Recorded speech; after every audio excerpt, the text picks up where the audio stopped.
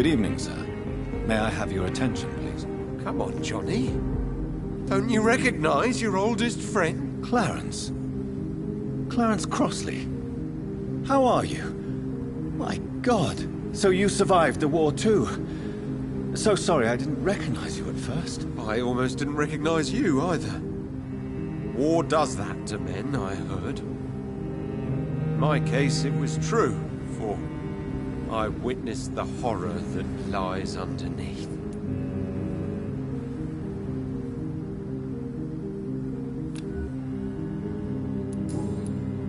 When did you escape the war and return to London? You know what's funny? I almost never think about the war.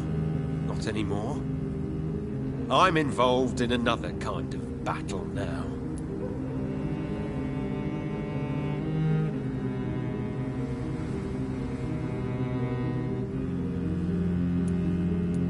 What is this new battle? I saw terrible things during the war. Horrors I thought I'd forget. They're here too. They're everywhere.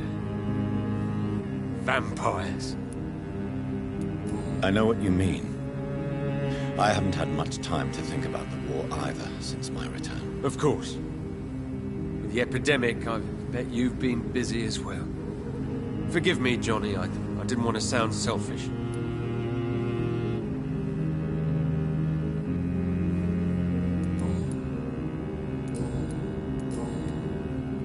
How is your wife, Venus? We've spent so much time away from each other. So many things have happened. Is everything all right at home? Surely Venus was relieved to see you return from France in one piece. Have you forgot what people are like in this part of town, Johnny? Venus fears for our family reputation. Now her husband has become the village idiot. But you're alive. You returned in one piece and you have a family. How many soldiers can say the same? Believe me, it's not quite that simple. Unlike you, I'm not the man I used to be.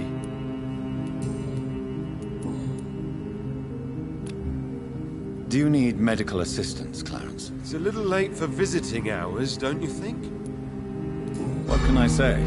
I haven't lost my old habits. I hope we're talking about the same habits, old friend. You need some rest, Clarence. You should try to sleep.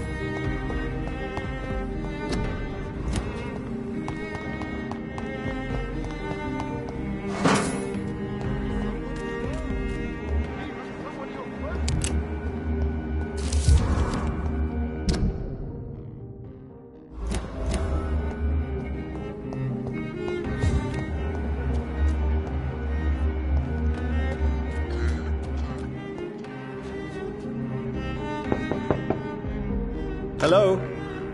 Is anyone there? Jonathan, is that you? I did not know you were back in London. Oh, my dear Johnny, I'm so sorry for your loss. Mary was such a sweetheart. Thank you, Venus.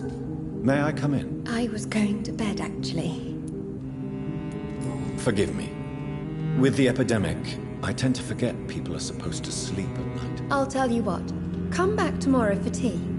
I'll be glad to see you then.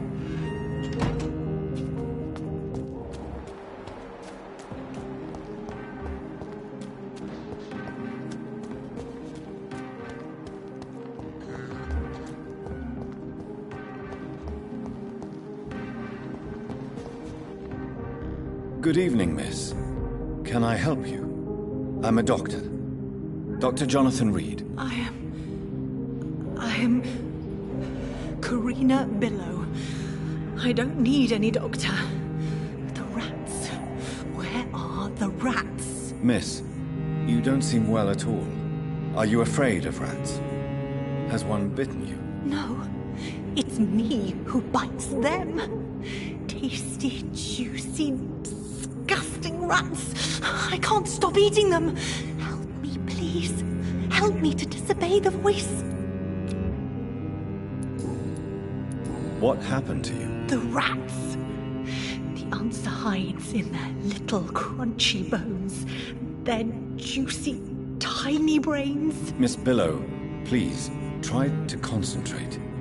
Why do you worry about rats so much? The voice in my head. He forces me to do so. Drink their blood, he said. Eat their flesh. Do you feel compelled to obey that voice, Miss Billow? Even if you're loath to submit to it? Yes. Please. Help. Tell me about the voice in your head. Who is it? Can you describe it? Is it someone you know? Someone you met? Keep your mouth shut, he said. Don't ever speak about me, or I'll abandon you. Help me, please, Doctor. Tell me about yourself, Miss Billow. What do you do for a living? Oh, I'm hungry. Need to eat. Have you got something for me? Blood, perhaps? Can you give me blood, Dr. Reed? Don't you remember who you are, miss? What you did for work? I was strong, proud. I campaigned for good causes. But that was before. It does not matter anymore. I'm so hungry. What is the local news hereabouts, Miss Billow? Shadows. Shadows hunting shadows. Whispers in the dark. Pestilence. Suffering. Death.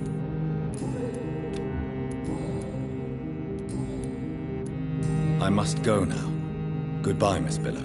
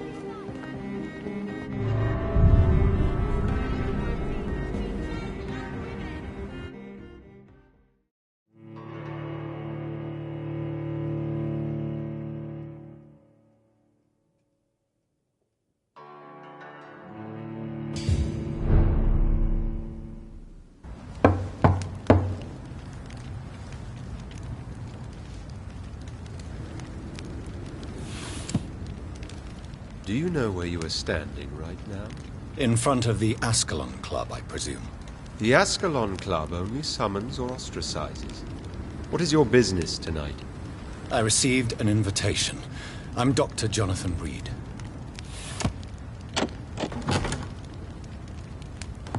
Welcome to the Ascalon Club, then, Dr. Reed.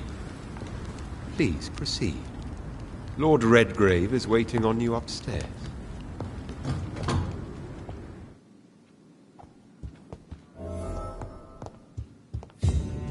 There has been quite a battle here.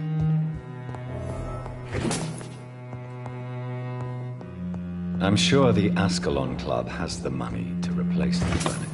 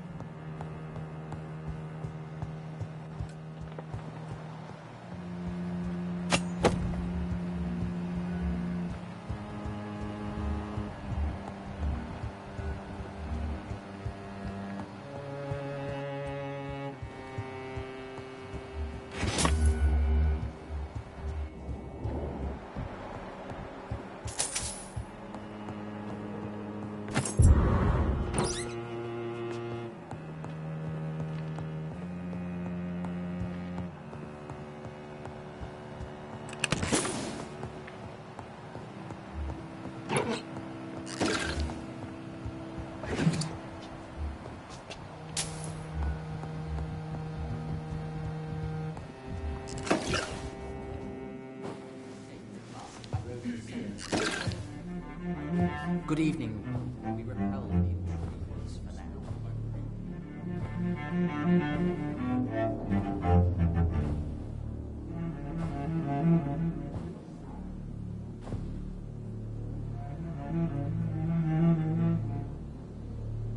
My good friends, if I may have your attention. Behold our visitor, the good Dr. Reed. Newborn of blood so pure and strong that even my friend Fergal Bansher was no match for him. Here, here, here! Come forward, young Ekon, for we have so much to discuss. Welcome to the Ascalon Club, Dr. Reed. I am Lord Redgrave, Earl of Bristol and chairman of this exclusive association. Lord Redgrave. At last we meet. I've been eager to make your acquaintance. I've heard some astounding things about you. Please accept my condolences for your loss, Dr. Reed. Thank you, my lord. Lady Ashbury expressed your wish to meet me. Yes. The lady has always been a useful acquaintance, though not always reliable. Is she a good friend of yours?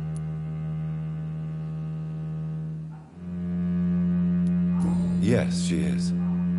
I may even say I admire her probity and her kindness.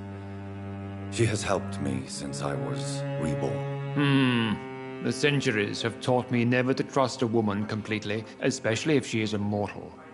Too prone to emotions, if you ask me. Too fickle when it comes to important decisions.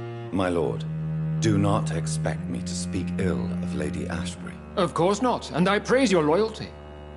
Would you offer the same fidelity to the Empire? What do you mean? I speak of the Skull Plague that threatens London and the country. You have been on the front line in the East End, but the time has come to open up a second front here. The epidemic has escaped the quarantine.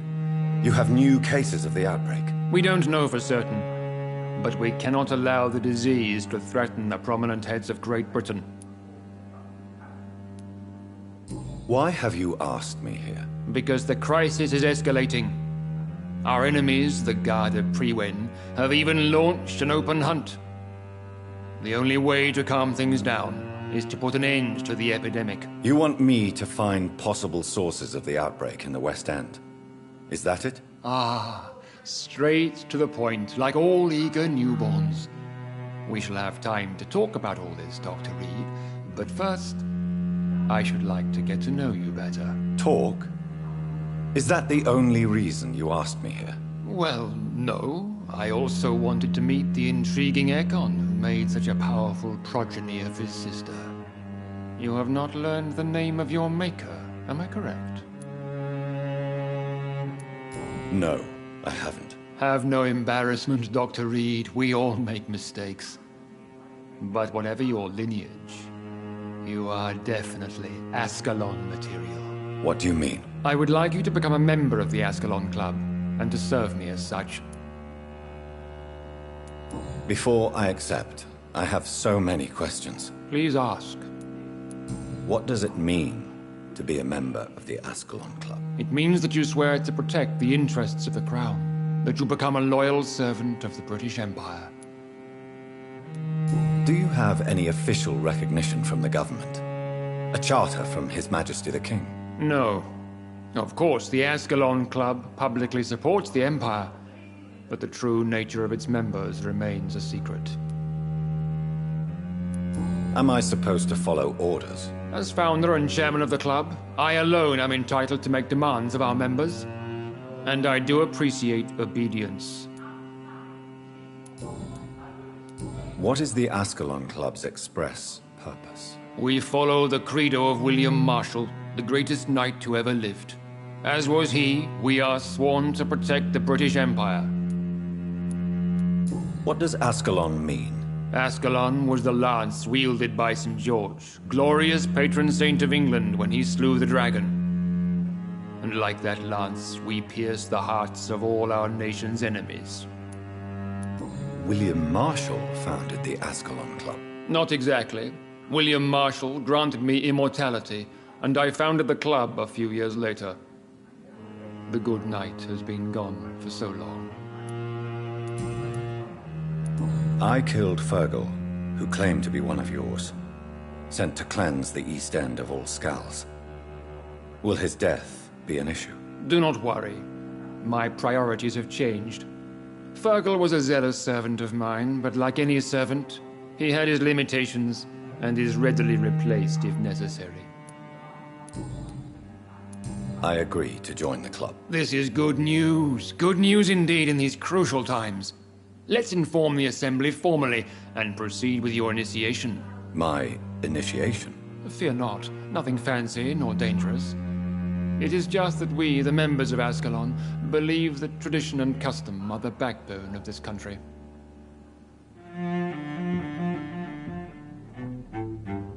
My fellow members, dear friends, please gather and welcome this Ekon as one of our own. Is he worthy? Is his blood pure? Well, speak, Dr. Reed, in front of the most sacred blood. The blood of our beloved William Marshall, speak now.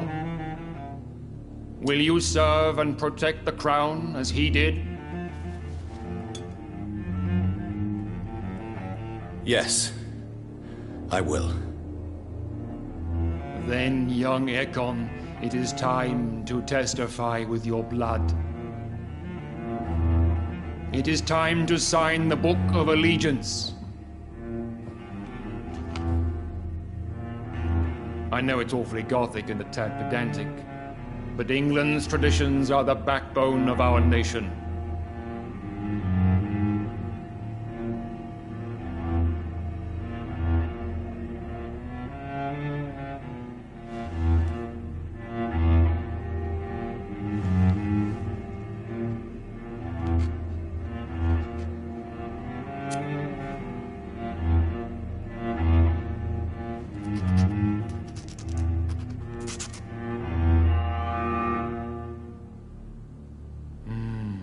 Delightful.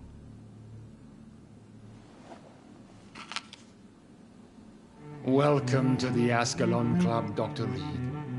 Take your place among the bearers of the lance. One of us! One of us!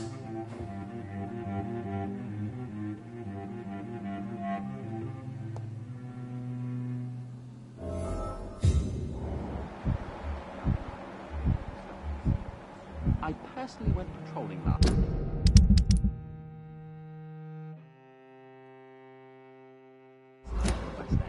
And I spotted at least 2 foreign echoes. This Good evening, is Dr. an Reed. outrage. How does it feel to be this evening's centerpiece? Figuratively. It's quite unsettling. As a doctor, I am more used to being the observer than the subject observed. Do not be alarmed. The Ascalon Club has a tried and tested policy for choosing its initiates. May I ask who you are, sir? Why would you be interested? Well, as you seem to be the only man in the room with a beating heart, you draw quite a bit of attention yourself. Ah, vampire senses never cease to fascinate me. They dwarf those of mere mortals. I am Aloysius Dawson, by the way. Are you a member of the club? Yes, I am. And I have been for many years. And will be until the day I die. What can you tell me about it? It's not really my place to give you such information. I am merely a mortal member, and a dying one at that. Are you sick? Personally, I consider my advancing years are a sickness in itself. My body is slowly abandoning me, Dr. Reed. Are you not afraid? You are surrounded by vampires. Sir, it's for that very reason that I joined the club in the first place. So you asked for membership? I have been a member of many clubs in many countries. But I must admit, this one is my favorite.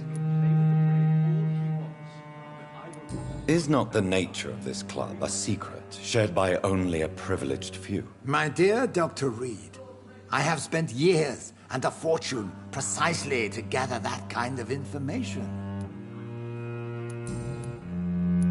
What can you tell me about Lord Redgrave? I would not dare speak of our chairman without his consent. Mr. Dawson, of Dawson and Dawson, the wealthiest man in England. It is a pleasure to meet such a prominent figure of London. A withering London figurehead, to be precise. Are you sick, Mr. Dawson? I am a doctor, you know. My case is beyond the scope of traditional medicine.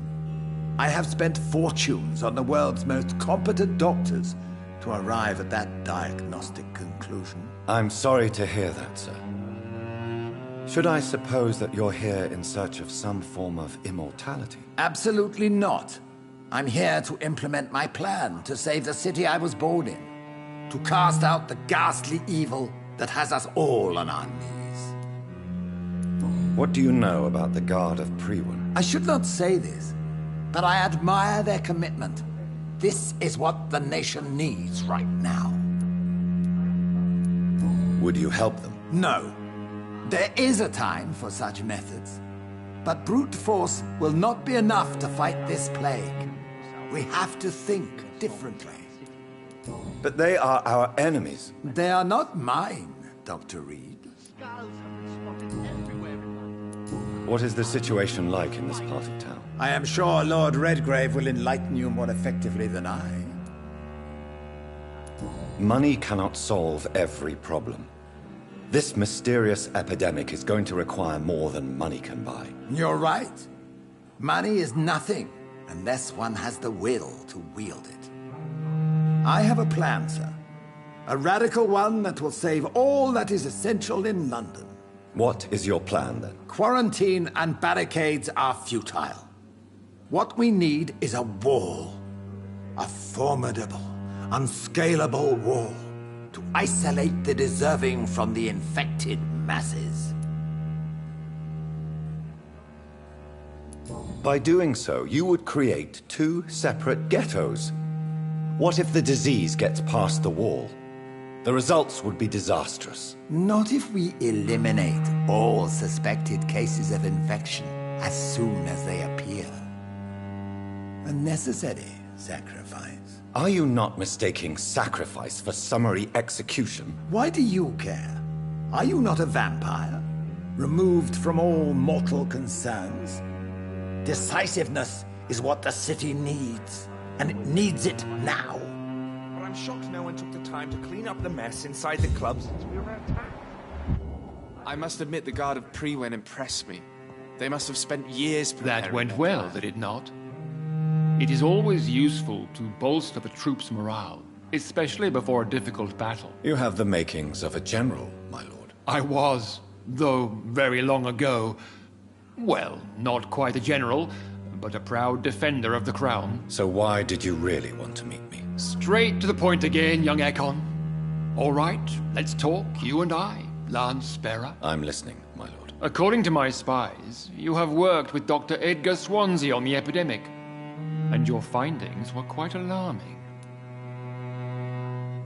Do you know Edgar Swansea? Not personally, but I've been told he has some sort of immortal fetish and is a good friend of yours. Does it bother you that I consider him my good friend? As long as you reveal nothing of the club's inner workings, why should I forbid you engaging in conversation with the good Dr. Swansea? You were spying on me? Not personally. I rarely leave this building. But once he found you, Fergal kept me informed. Until you put an end to his mission. Who was Fergal? I don't see him sipping tea with the others in the club. Fergal Banshire was my squire of sorts. Even before becoming that magnificent beast, he was a brute. He served me well for decades. No, I mean, what was he? He was clearly no ordinary vampire. No, he was a Volcod. All muscles and instinct. Quite the rare breed. Ferociously territorial. Mortals often mistake them for werewolves. You do know I killed him? Yes. Will you bear ill will towards me for his death? Of course not. Your victory was quite impressive and courageous. You earned my respect. Yes, I'm convinced the recent invasion of frenzied Skulls in London is directly linked to the epidemic. This is not the Spanish flu, but something else. I would be glad to hear more of your discoveries, Dr. Reed, but for now, my main concern is the security of London's inhabitants, both mortal and immortal. What do you mean? Alarmed by the epidemic, the Guard of Priwen has started a war against us British vampires. To appease the situation, we must eradicate the Skulls.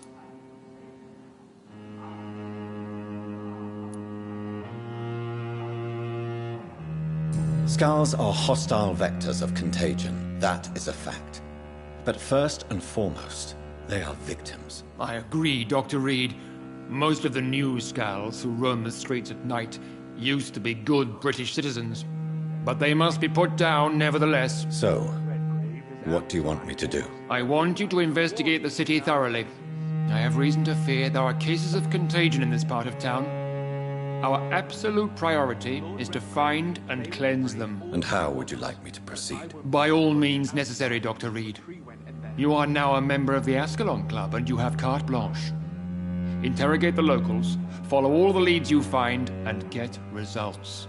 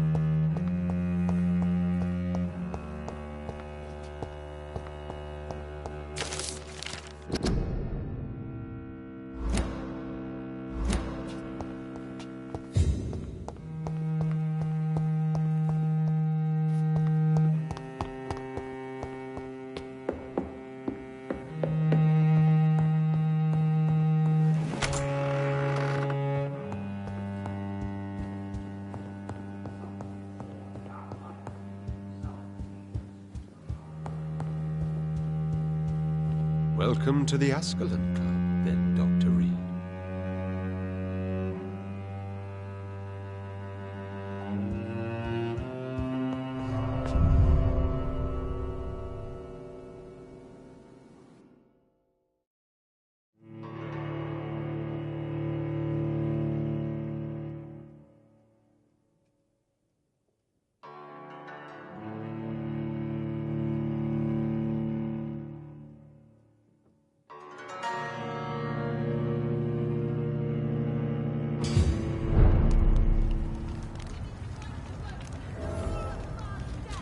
I think Lord Redgrave just suggested I was sired by an ancient vampire. Women of all countries unite! Good evening, Miss Ashbury. And good evening to you, Dr. Reed. I'm investigating the source of the epidemic in this district. Have you noticed anything unusual recently? A few days ago, I spotted a strange house while campaigning for women's suffrage. Awful smell. No answer when I knocked. Where is it? It's the Mullaneys, a nice family who live in a big house near the park in the eastern part of this neighborhood. Goodbye, Charlotte. Give my best regards to your mother when you see her. She's been quite busy these last few nights. I suspect you may see her before me.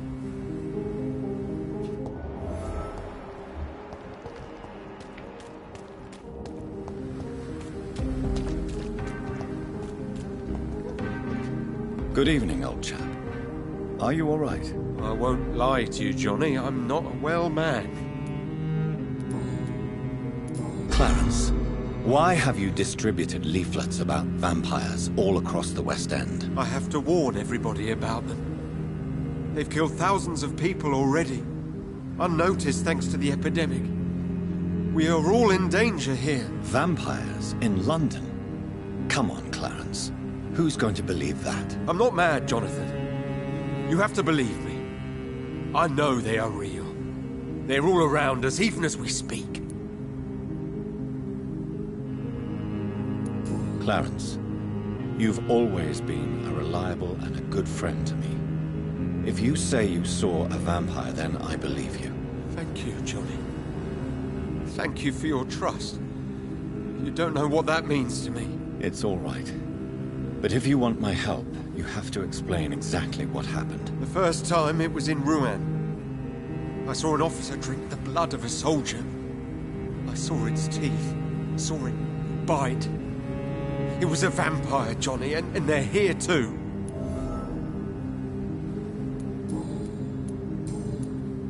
Tell me what you have discovered about vampires, Clarence. They've always been here. And if you search for long enough, you realize others know about these devils too. I'm not alone. Have you shared your research with anybody else? No. But I've published my leaflets all across the city, hoping that someday someone will realize I'm printing the truth. What do you mean you're not alone?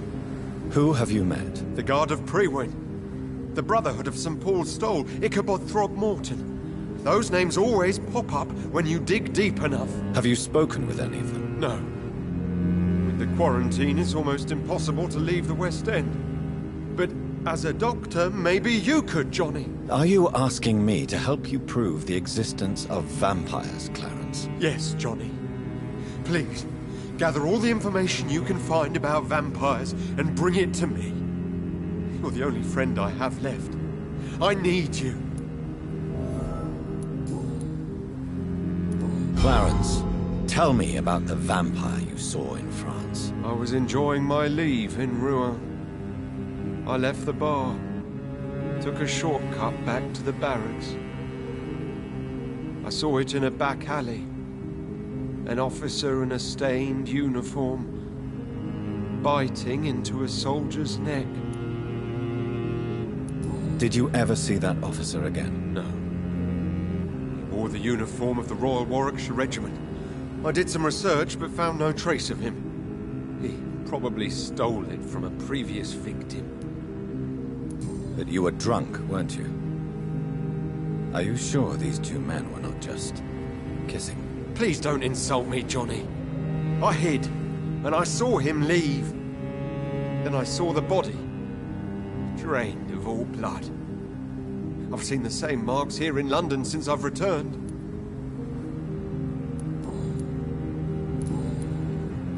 I'm investigating the source of the epidemic in this district. Can you help me? Infection is everywhere these days. But if you ever go to the park near that swanky house belonging to the Mullaneys... Yes? What about the Mullaneys? What about their house? Not enough noise for a big family with children. Not enough movement. Closed doors. What is going on in there? I wonder. You need some rest, Clarence. You should try to sleep.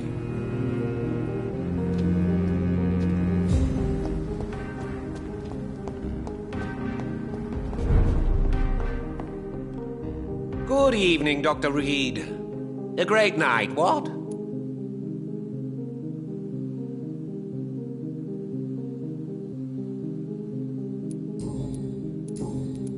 I'm investigating the source of the epidemic in this district. Have you noticed anything unusual? Not really. Wait, now that you mention it, I don't see the McPhersons in my favorite restaurants. They love delicate meals too, you understand? Thank you. It may be nothing, but I'll investigate anyway. Where do they live? They have a house in the southern part of the district, somewhere north of the railway bridge. There is a courtyard, if I remember rightly.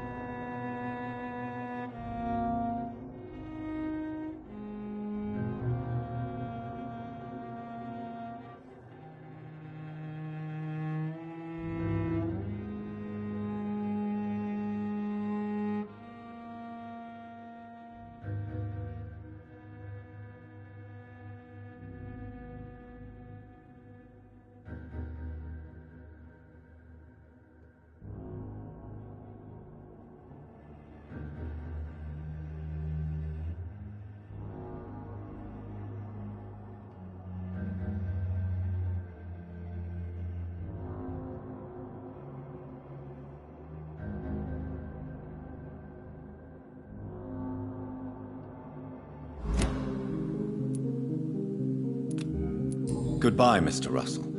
I'm sure you'll take care of yourself.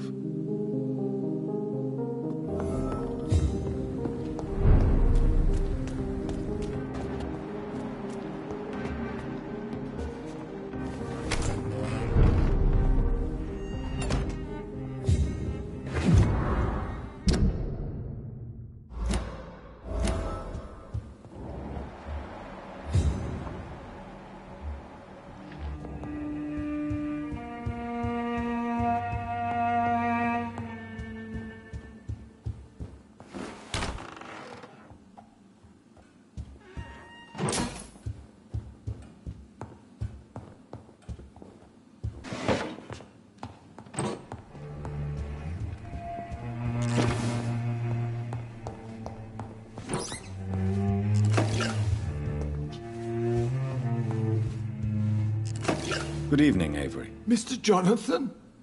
I can't believe my own eyes. Oh, it's a miracle. We all thought you were... Oh, sir, your poor sister. What a tragedy. I know, Avery. I know about my sister's murder. Miss Reed expected you to return to assist with the funeral, right up until the last minute. Where have you been, Mr. Jonathan? We needed you here. How is my mother? Not well, I'm afraid, sir. Miss Reed is very fragile since the police brought her back home. The police? What happened? Miss Reed was found walking in the streets. She kept saying she had spoken with her son and daughter. She's resting now. Has she received appropriate medical care? I'm taking care of Miss Reed myself. Hospitals are so overwhelmed by the epidemic that they can only accept patients infected by influenza. Perhaps we could arrange a short trip. Somewhere sunny, like France. She has always been very fond of France. I think leaving London could do her good. I'm afraid Miss Reed is too frail for the moment. Recently, she started going out at night without remembering it. I have to watch her carefully.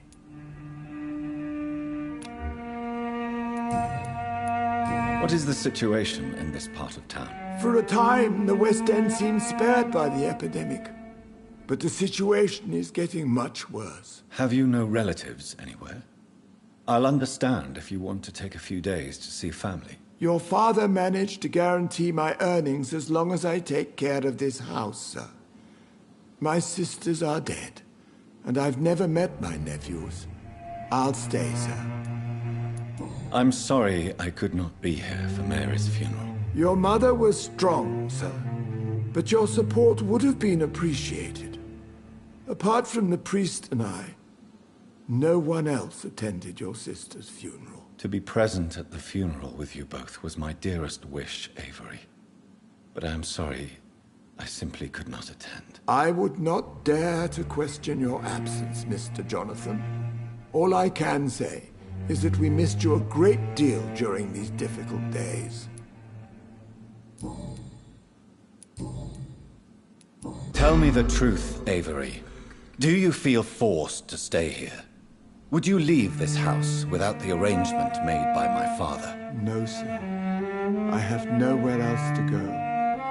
And I promised your father I'd take care of his family as long as I lived. This house is dead, Avery. There is a curse on this family. You really should consider leaving.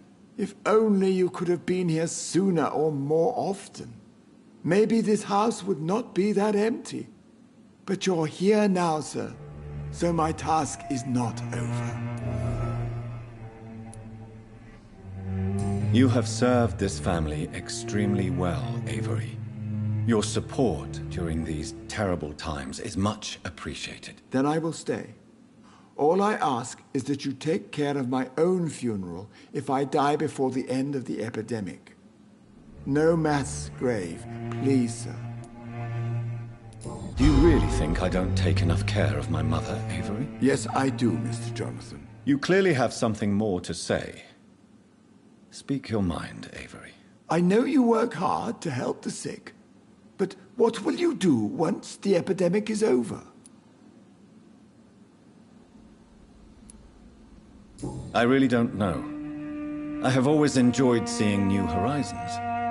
Once the epidemic is over, it would be nice to leave London for a while. I understand, Mr. Jonathan. But you have to realize that your mother needs you. Your next departure could break her heart. I'm currently investigating sources of the epidemic in this part of town. Do you know anything useful? Not really, except all the Macphersons' servants resigned a few days ago. They feared becoming infected, they said. The Macphersons? Where do they live? I think it's a rich house near the railway bridge in the southern part of the district. Goodbye, Avery. Please watch over my mother until I return. Of course, Mr. Jonathan. but please return as soon as possible.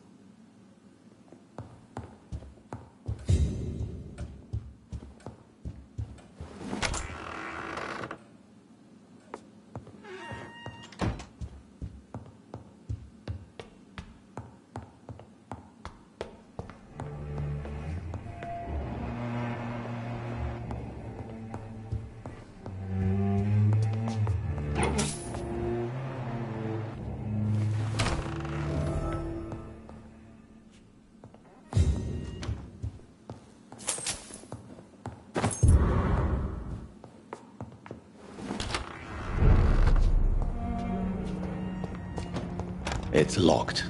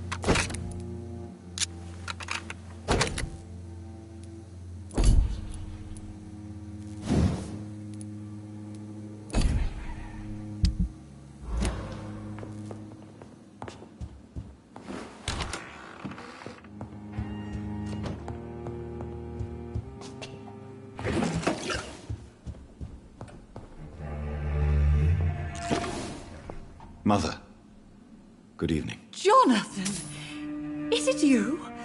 Where have you been, my prodigal son? I'm right here, Mother. I'm finally home. Yes, for this son of mine was dead and is alive again. He was lost and now found. But where is your sister? Where is Mary? Mary? She is gone, Mother. I know she's gone. The question is, when will she return as you have? I miss my grandson so much. It's been days since their last visit. Mother, do you know what's been going on in this area? Not really. I don't go out much due to the epidemic, and when I do, I tend to get lost. What do you mean you get lost? I hope you don't go outside alone. Of course not. When I go out, your father always comes with me, but he leaves me there sometimes, and I have trouble finding the way back. Have you returned to Whitechapel Cemetery since Mary's funeral? I never want to go back to that awful place. Wait. I think I went back once. And you were there too. And Mary? No, that can't be true. It was just a bad dream, Mother. A nightmare, yes. Mary was so angry. I walked back home alone. If that kind policeman had not called Avery from the station, I don't know what would have happened. Tell me, Mother, how are you? All alone in this big house with only Avery to take care of you. I'm sad most of the time. Sad that you have left me here alone. Sad that you don't tell me when you come or go. I'm so sorry, Mother. It wasn't supposed to be like this. I was coming home. I was home. London, the Thames. And then it happened. What happened, Johnny? I was attacked, Mother. And I've not been the same since. The important thing is that you finally returned home. I was worried, you know. You were the last member of the family of whom I had no news. Even Mary comes more often than you. Do you need anything, Mother? Can I help you? I just want you to stay with me, Jonathan. Your room is ready. I asked Avery to make your bed. I'll stay as long as I can, I promise. Do you need anything else? Just one thing. Stop staring at me like that. As much as I love you, it breaks my heart to look at those empty and dead eyes. Are you working on a new painting? Not recently. I have trouble focusing on my subject and my mind quickly drifts. It's the same thing when I try to write poetry. I recently met a talented painter with an excellent technique. I wish you two could meet. I'm sure you'd like her. I'd be glad to meet her. What is her name? Is she famous? Is she dead too? She's not famous, and her name is of no importance. And yes, she is also dead. The important thing is, I hope you two get along. If she ever fancies meeting your mother, I'd be glad to welcome her into my home. Do you think Avery is right? Do you think I should take better care of you? I don't blame you, but you abandoned me, son. A mother should not survive her children. It's unbearable to know you're not here anymore.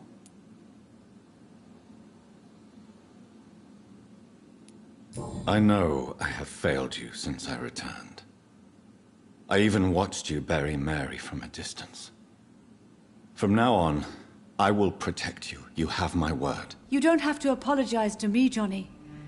Do you think I did not notice how much you have changed? Have I changed that much, Mother? Am I still your son? You are still, and you'll always be. Despite your pale skin, your bloody eyes, and that echoing sadness in your voice. Why do you say Mary is visiting you, Mother?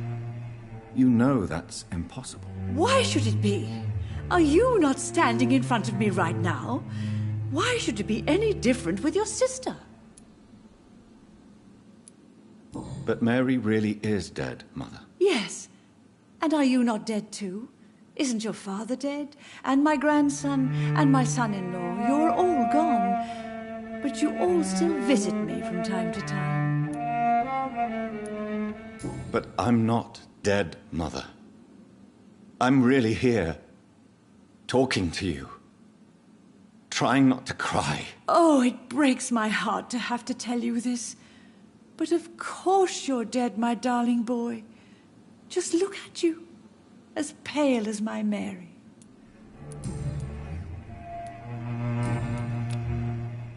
Goodbye, Mother.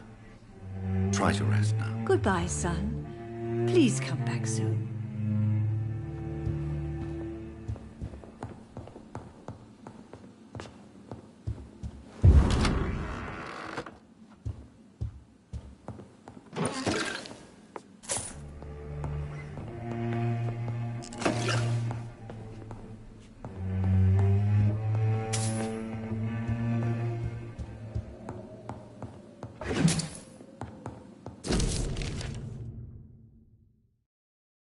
I remember Sunday walks in the park.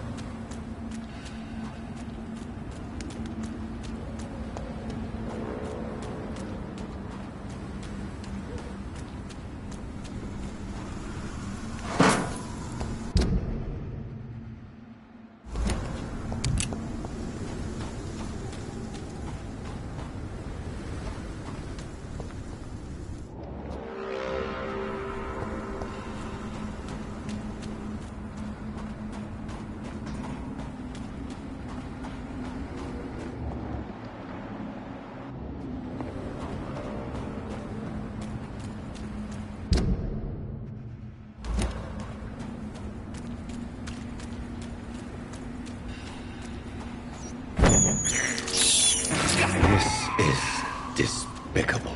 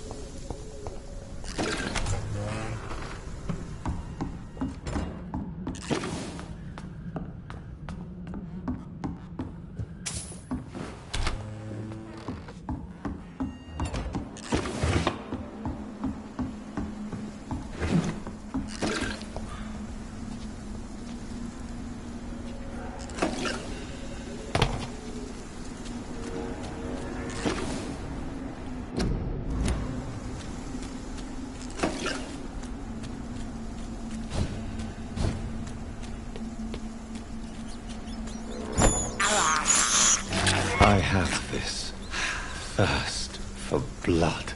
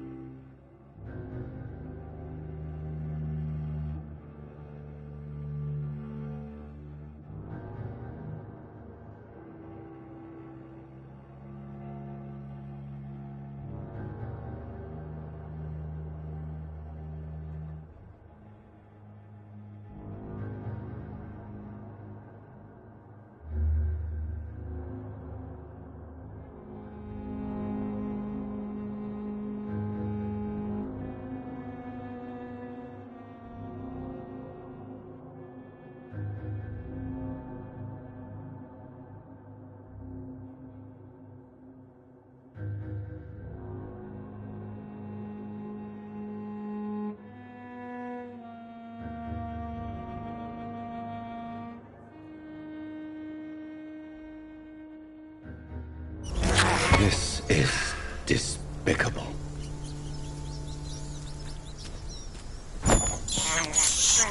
I have this thirst for blood. I can't believe I'm doing this.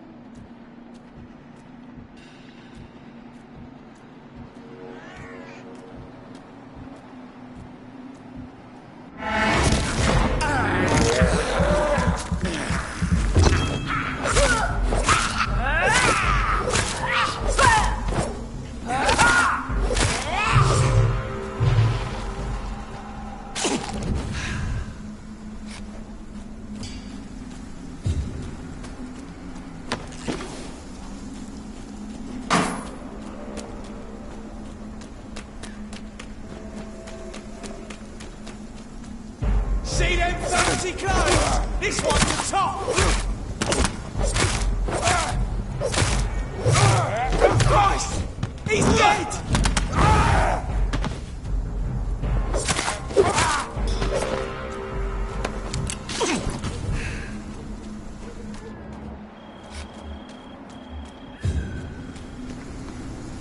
Get them weapons ready! We found one!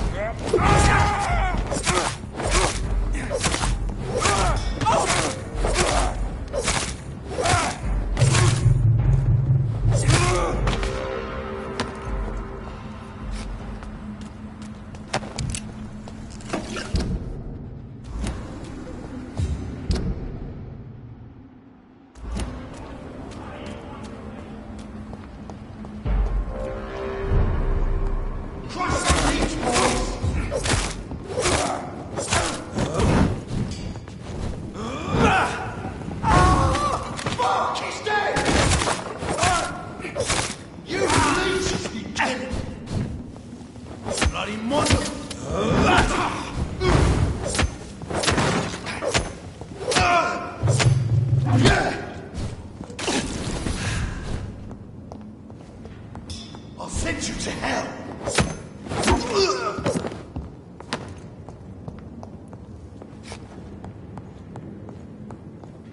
It's locked, all right.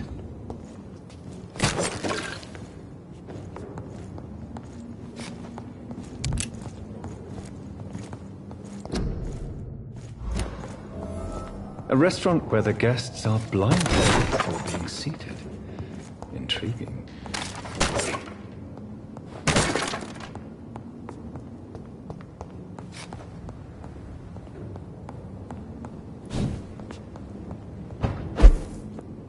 It's a leech! Kill it!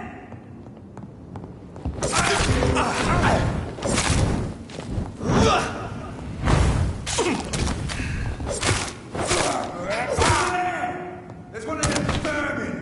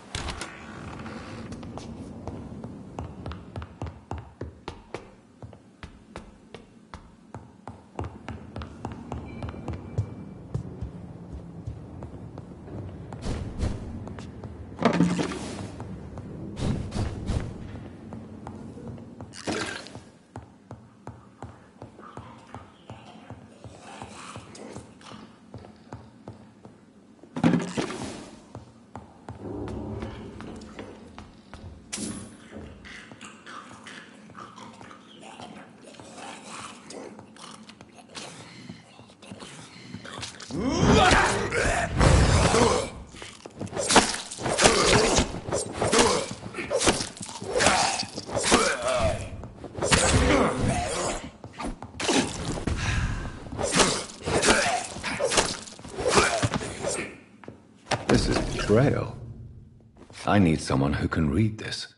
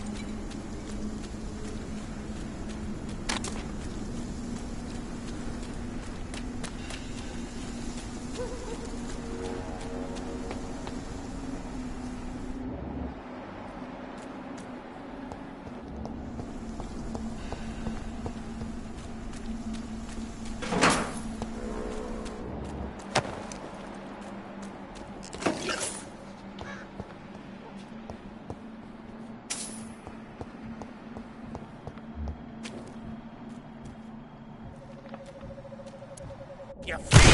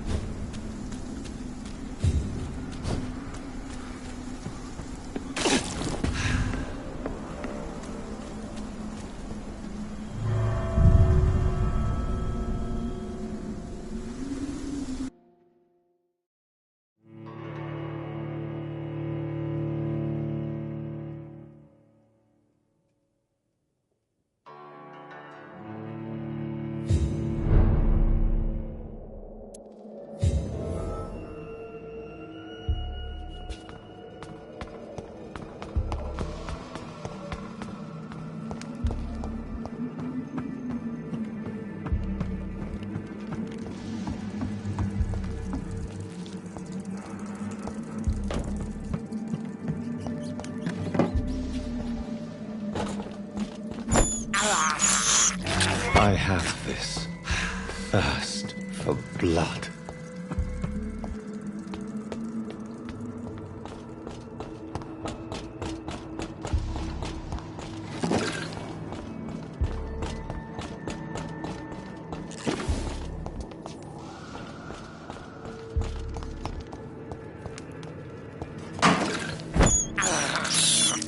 I can't believe I'm doing this. Show me your power, newborn!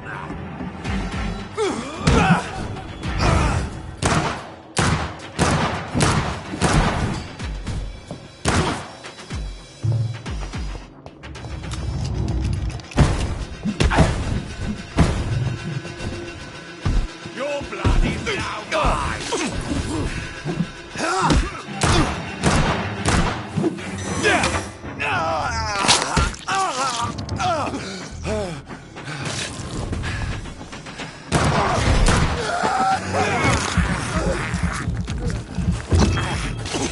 Kneel, traitor!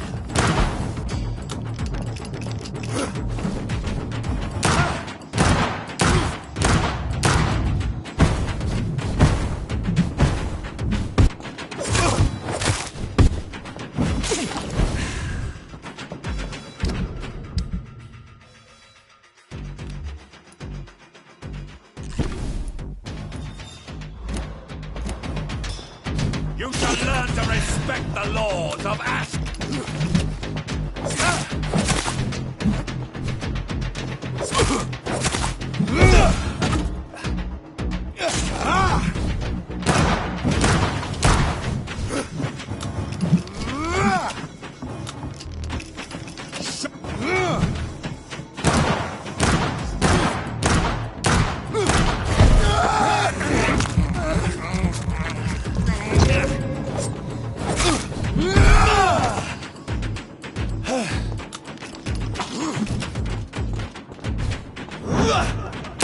Give me your blood!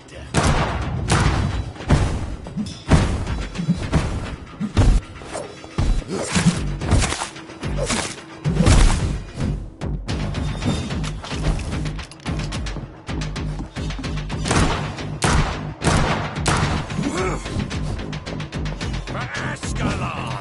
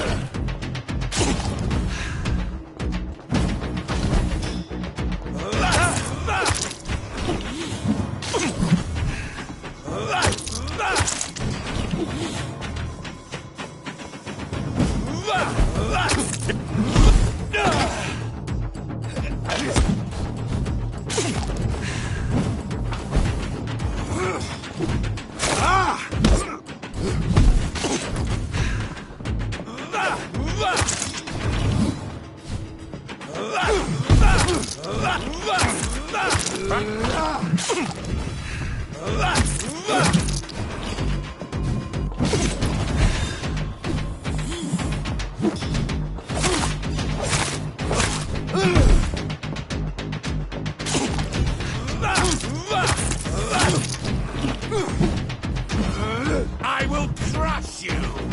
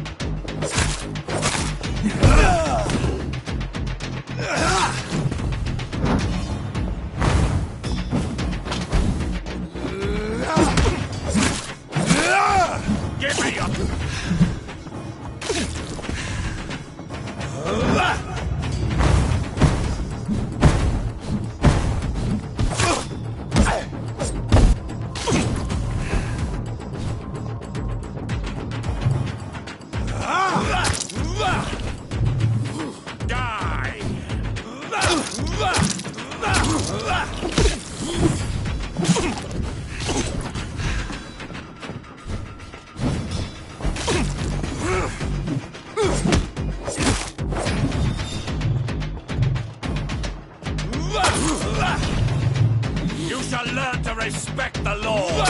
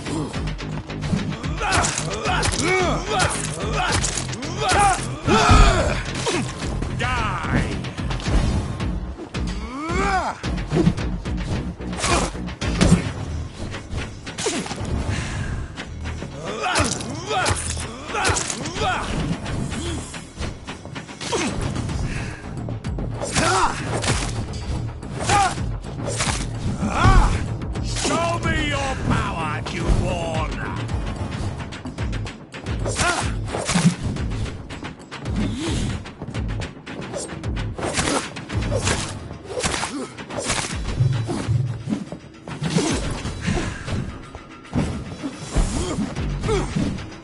Give me your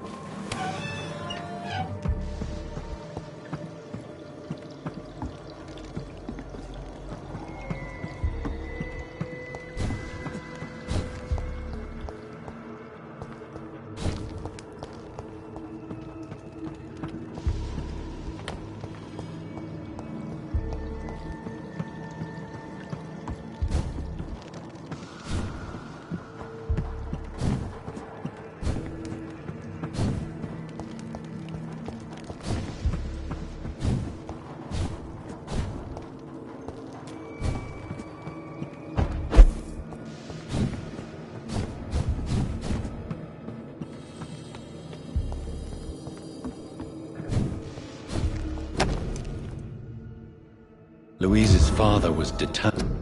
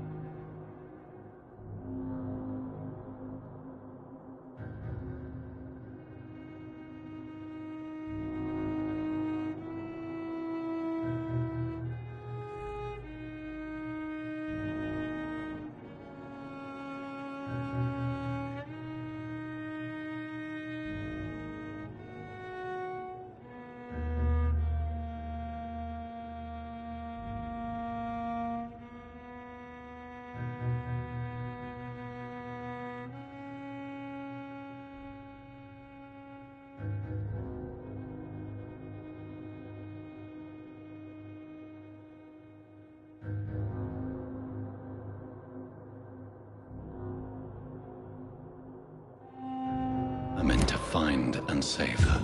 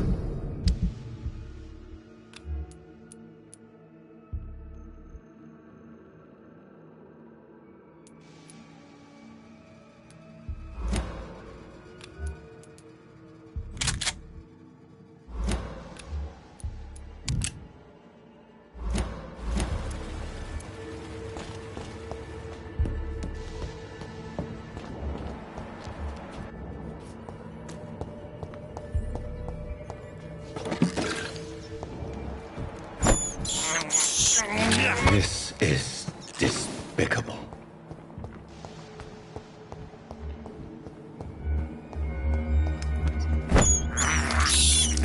I can't believe I'm doing this.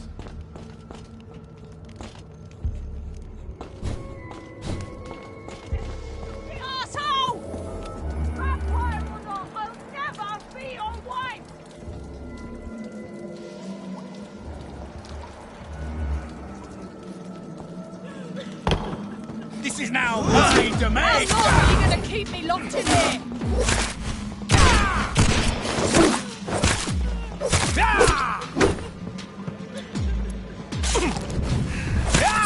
Let me go, you bastard!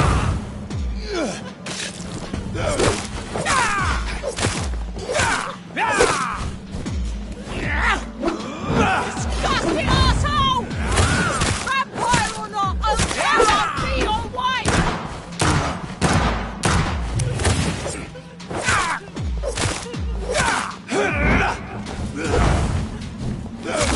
How long are you gonna keep me locked in here?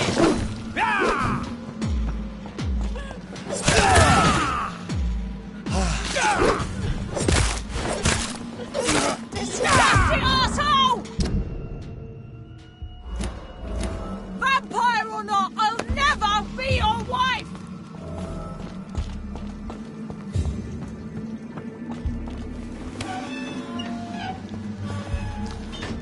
Miss Teasdale, are you all right? How do you know my name? Who are you? My name is Dr. Reed. I managed to track you down thanks to your father. So my father really was looking after me. This man, this vampire told me my father was dead. Is it true? I'm afraid so, miss. I'm so sorry for your loss. But you are free to go, as your abductor is no more. I suppose my jailer also killed my father, didn't he? Thankfully, he did not search your father's corpse, where I found his notes describing where he might find you. You should read them. I must find my father's body. He deserves a proper burial. Goodbye, Miss Teasdale, and be careful. Until we meet again.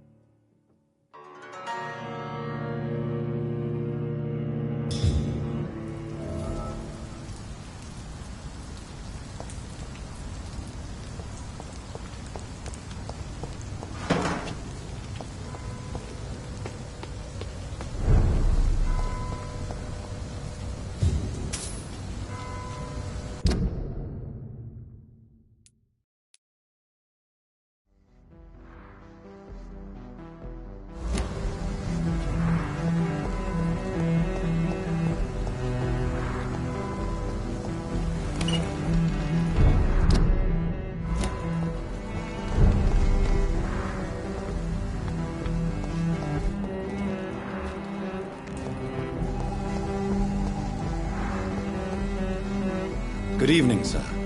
I am Dr. Jonathan Reed. Do you need my help? Yes, please. Would you be kind enough to tell me what the time is? That's all you need to know. Well, is it not important to know? As important as where you are? Or who you are? I suppose you're right. And who are you then, sir? I am Agamemnon Baker. Like my brother, I think we need to leave this city immediately. And my brother and I rarely agree on anything. May I ask what you're doing outside at this hour of night? I don't know. You should ask my brother instead. It was his idea in the first place. You must have your own ideas. From what I have managed to understand, I guess we're supposed to wait here. Waiting for someone to come. May I ask why you've not gone already, if you're so exasperated by this long wait? I believe fear is holding us back. My brother would have said it's laziness, but it's just because he's prouder than I am. What can you tell me about this part of town? It's the only place I've considered myself happy. Or at least that's what I believe. Unfortunately, it's time to leave. Why is that? Because I'm not feeling happy here anymore. Are you?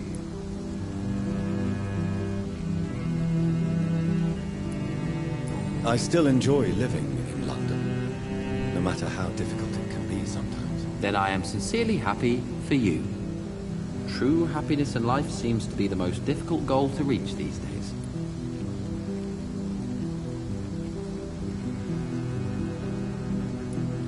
What can you tell me about your brother? He's older than me, I think.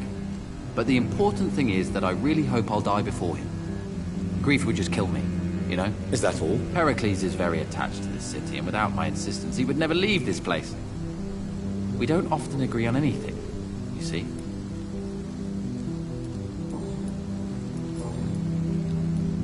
Who are you waiting for, exactly? The more I think about it, the more I believe it's not exactly a person we are waiting for. But what else could it be, then? I don't know. A feeling? An event? An impulse? How can I tell? Something that would allow us to leave this trap.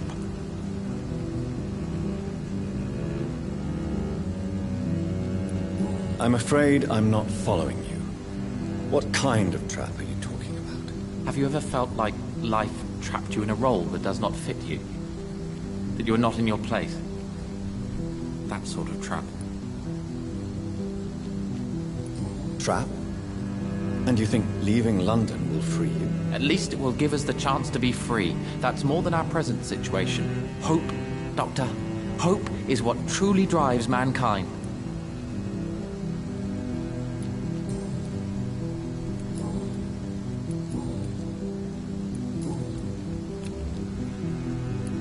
Goodbye for now, Mr. Baker. Hello again. Goodbye for now. The Spanish flu is not for me.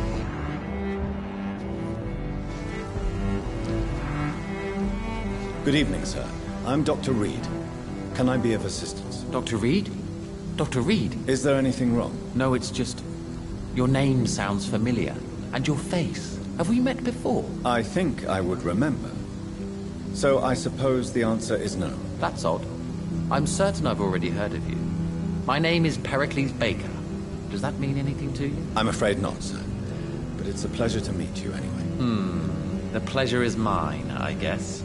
I only wish I could remember when it was that we met.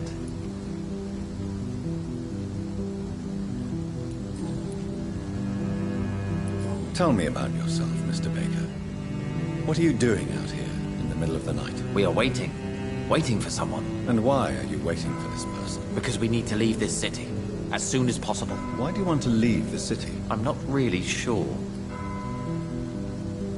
Can you tell me anything about this district? As you like asking questions so much, would you allow me to ask you one first? Please, be my guest. Do you like this city? I know we are not living in the most peaceful of times, but I have learned to appreciate London's complexity. Yes, me too. This city tests us. It invites us to find ourselves, to discover our true nature scattered throughout its dark streets. But what if we don't like what we find? Do we ever know who we are? I wonder sometimes. Or maybe it is the journey to find out who we are that changes us. And what do you do, sir? For a living, that is. I stopped working when I decided to leave. When I realized what I wanted. wanted something this city can't provide. But what were you doing before you took this decision? Does it really matter anymore? Considering the past seems so pointless to me. I have lived in this city all my life, and now I think it's over.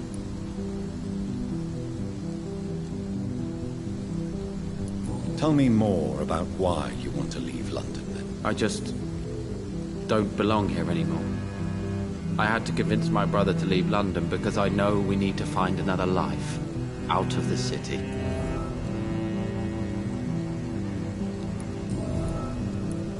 Pericles, tell me why your brother disagrees with your presence here. Agamemnon is naive sometimes. Although don't consider him a fool, sir. He is often more lucid than me. At least you both have the same difficulty explaining what you're doing, and for what reason. But is that not a common problem for all mortals? What can you tell me about your brother? If you are searching for a pleasant chat, you should speak with him instead of wasting your time with me. He's always been the more gentle of us. That's it? That's all you can tell me about him? For the time being, true kindness is the most valuable quality, my good sir.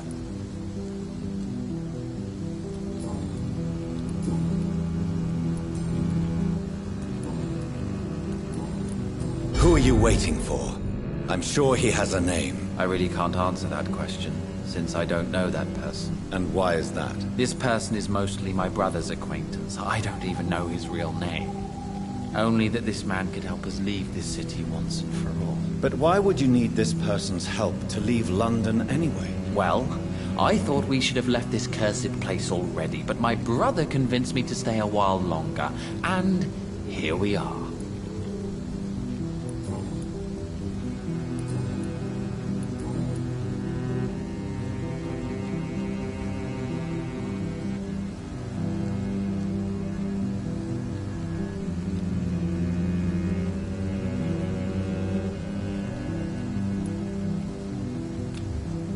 Goodbye, Mr. Baker.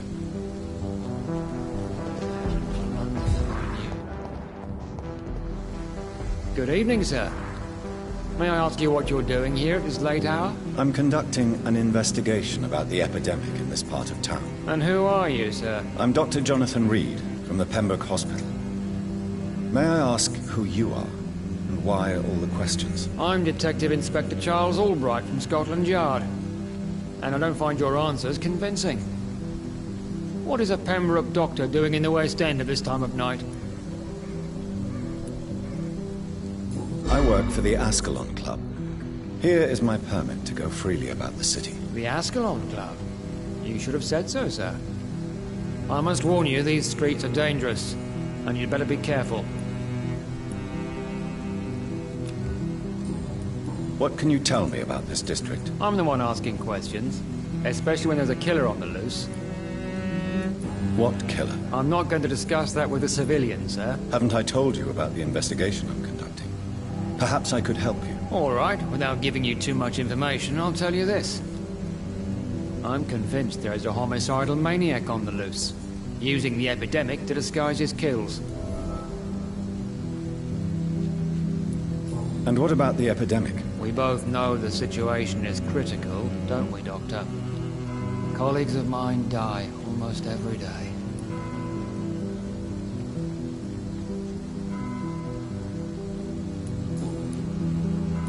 What are you really doing here? I told you. I'm a detective inspector from Scotland Yard, investigating suspicious cases in the area.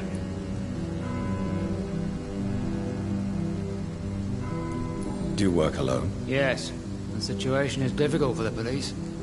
Many of us are sick, and since the summer strike, most men apply a work to rule on their patrols.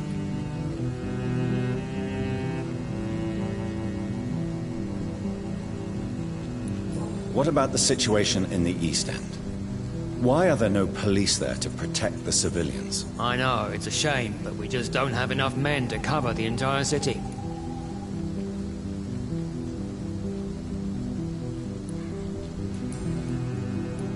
Why are you investigating at night? Criminals rarely act in daylight, you know. But since you are also a night worker, have you noticed anything strange which requires police attention?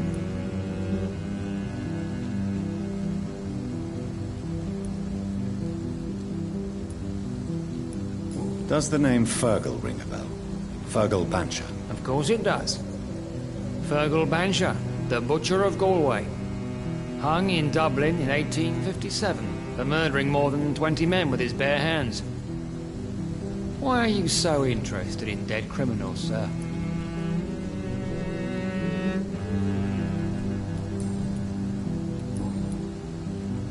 Tell me all you know about that homicidal maniac you're looking for. I'm not even sure there is only one.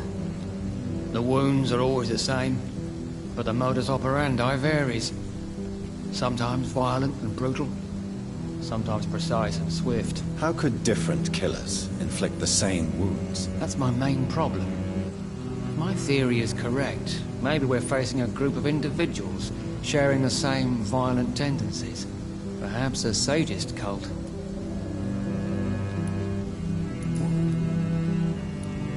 What are you investigating, exactly? I currently have a few missing persons cases. Miss Tadao Kimura and Miss Louise Teasdale.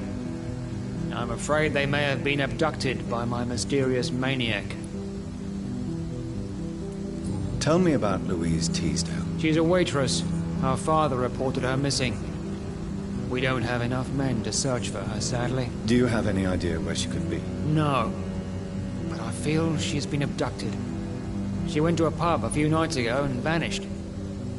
I thought about the sewers, but I'm not equipped for such an investigation. Tell me about Mr. Kimura. Mr. Kimura is a businessman who has been missing for a few days. He didn't go home, didn't go to work, didn't go back to his family. Where was he last seen? Mr. Kimura was last seen at the Royal Observatory in Greenwich. I followed a possible lead in the West End, but I found nothing.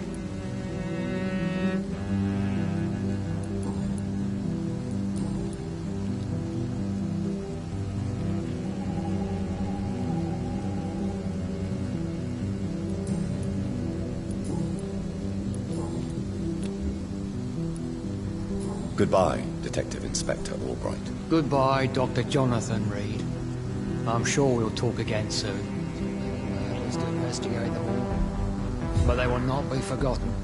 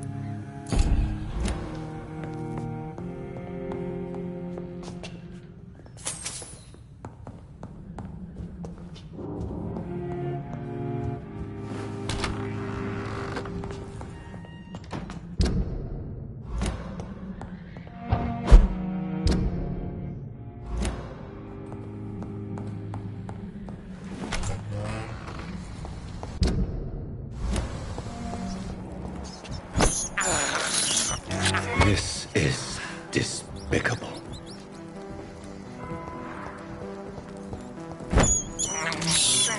I have this thirst for blood.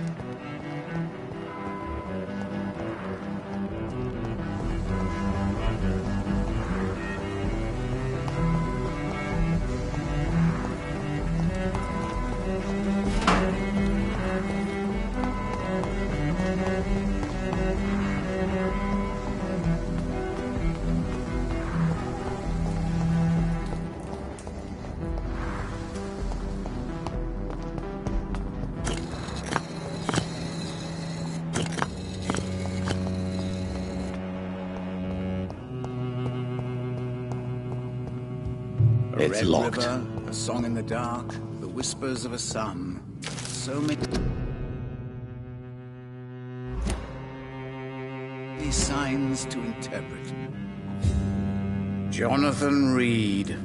At last we meet. The cards warned me you would visit tonight. I beg your pardon, sir. Do I know you? Of course you do. Our mutual friend, Dr. Swansea, can't speak highly enough of you. My name is Usher. Usher Talltree. You are the leader of the Brotherhood, are you not? Primate of the Brotherhood of St. Paul's Stole, to be precise. I'm really glad we met tonight. I love it when the cards tell me a truth. The cards told you to expect me. Yes, they tell me everything. They told me that you struggle hard not to take too many lives. What can you tell me about the neighborhood? I really don't know. I don't often go outside. And when I do, it's usually to quite distant destinations. So you see nothing in the stars for me? You're a poor fortune teller, then? Oh, I can tell you many things. But they will only concern you, not the city. For example, I know that you offered your sister the final rest she asked for. Do the cards speak of my Mary? No. It's the burning aura of guilt that precedes you everywhere you go. Read my fortune, then. You have been chosen, Jonathan. I see on you the mark of a strong being, so powerful it needn't even reveal its strength.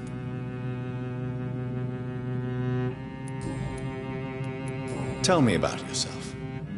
What do you do here, besides turning cards in the middle of the night? I'm for most a charlatan. For a few, I'm a vampire.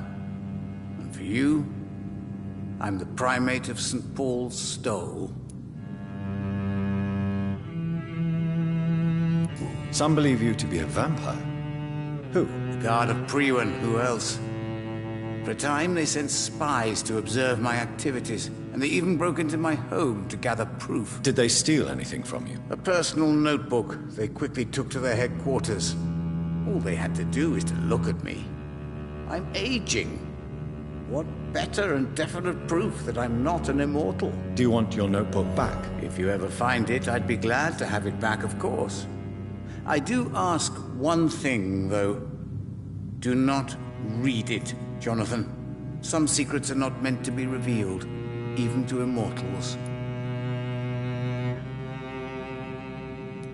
For how long have you been a primate? It was 15 years last year. What do you make of Dr. Swansea? Edgar is a brilliant and dedicated man. A man of his time, sometimes a little muddled, but always looking for new paths and new concepts.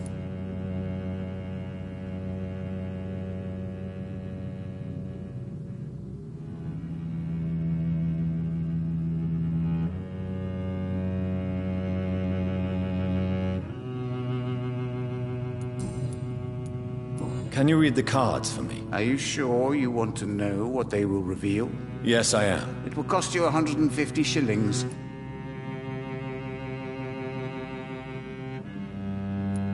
Here is the money. The Sorceress. A heart-shaped trap built to entangle a loved one. Mirrors on every wall to see her own reflection constantly.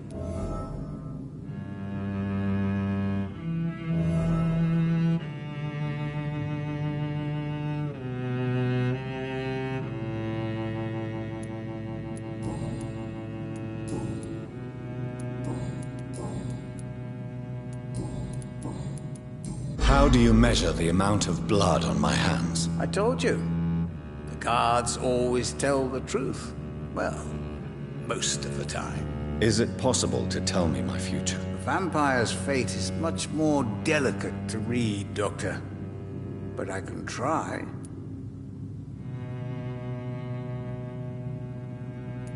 All right. Let me hear it. The walls of your prison have already been raised, Jonathan. But you will freely accept to be locked inside, full of hope for a better day.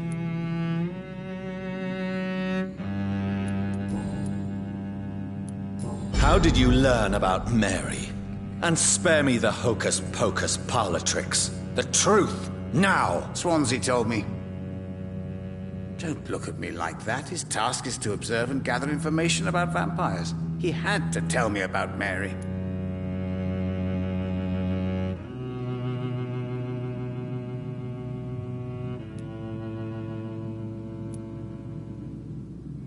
Mary did not deserve her fate.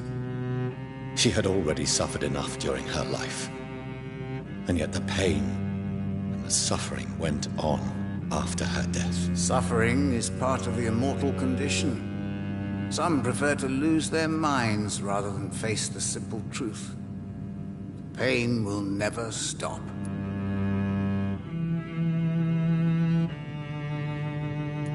May I ask you about the Brotherhood? Of course. But I must warn you that there are some subjects we consider taboo, in spite of our fondness and acceptance of your kind.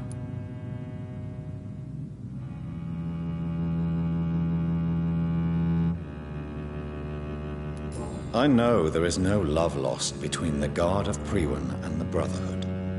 What caused this rift? It was 1801. The Brotherhood was stronger then. A strength that made them hungry for ever greater power.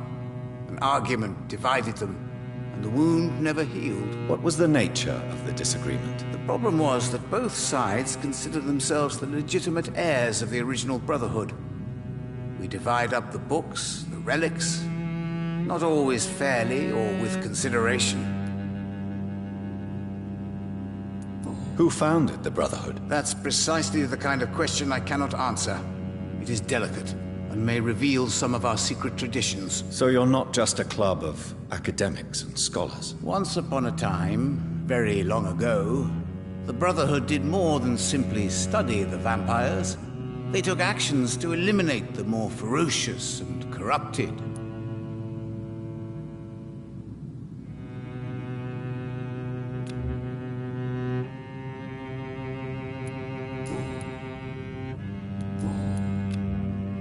Goodbye, sir.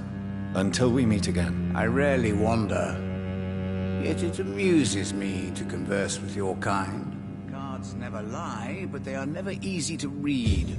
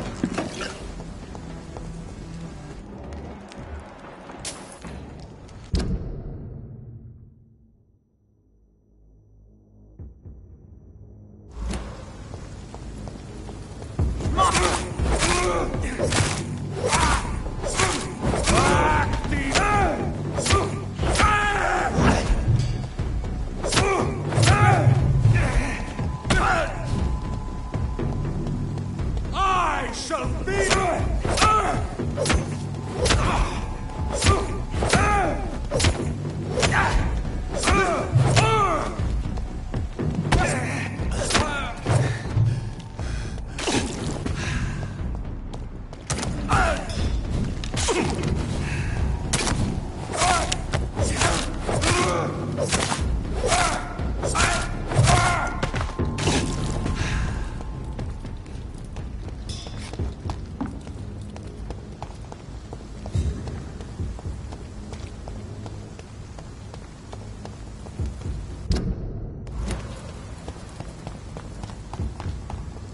It's locked.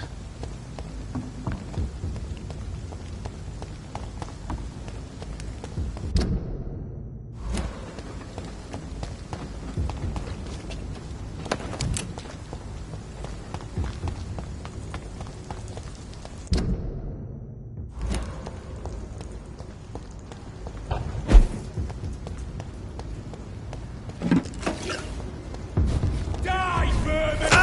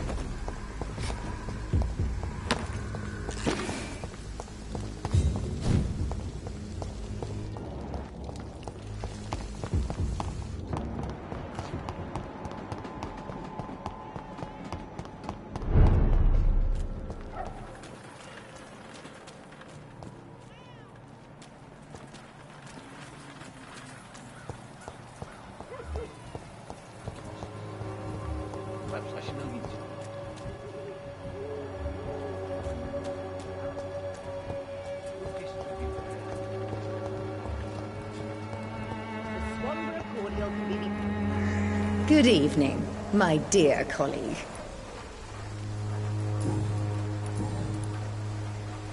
How is the sanitary situation evolving in Whitechapel these days? When people buy guns instead of medication, it means they have already traded hope for fear in their hearts.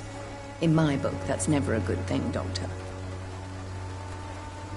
You look ill, Miss Swanborough. I wonder if your concoction will do the trick. I have no doubt it will. But I'm not against a second opinion, Dr. Reed. Well, there you have it. Take this remedy, but be discreet. It may damage your business otherwise. Thank you. I'd like to see what kind of medicine you're selling.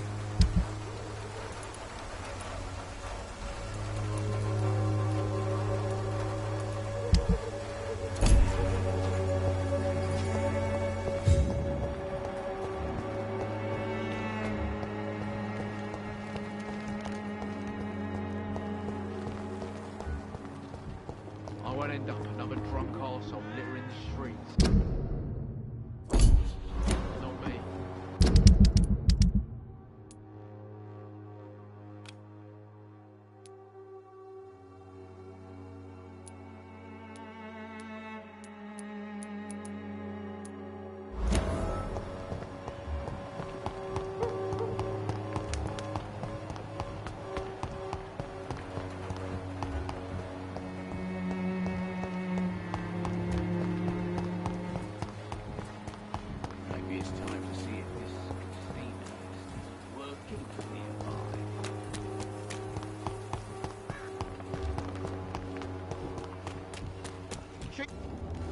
Fancy buying something, sir? You never lose your focus, do you?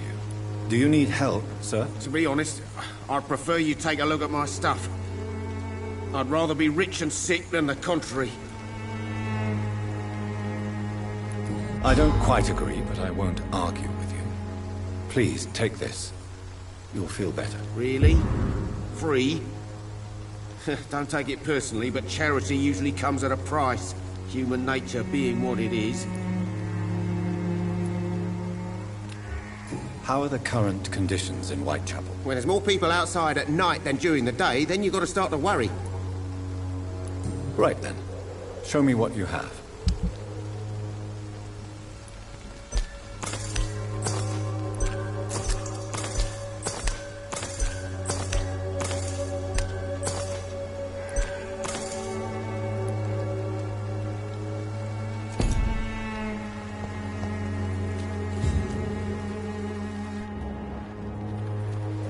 You again?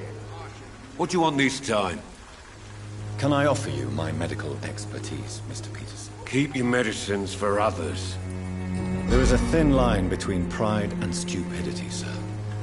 Please, take this medication. You'll feel better. All right. I'll take it then. It's not like I don't appreciate the gesture.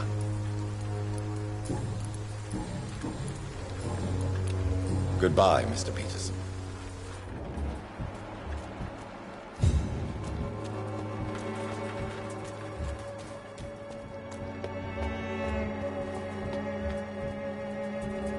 Good evening, Mr. Whitaker. It's father. Don't you fear getting sick yourself? Faith gives me all I need, my son. If I must fall, then so be it. No doubt your faith will prevail, but let me give you some extra protection against the devil's work. Medicine. Blessed be your generosity, my son. I have had enough for tonight. Goodbye.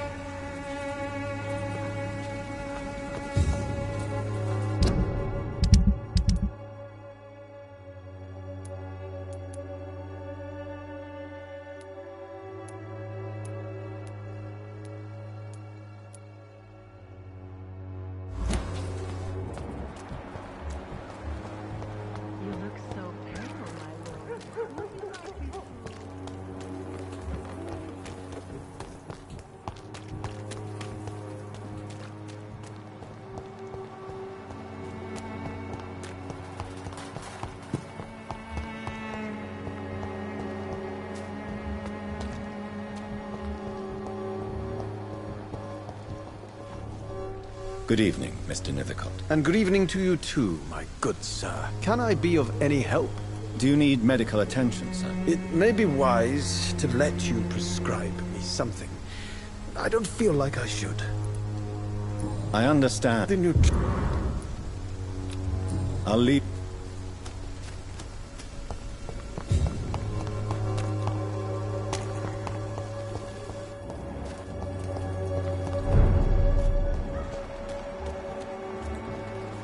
Your prey is mine now!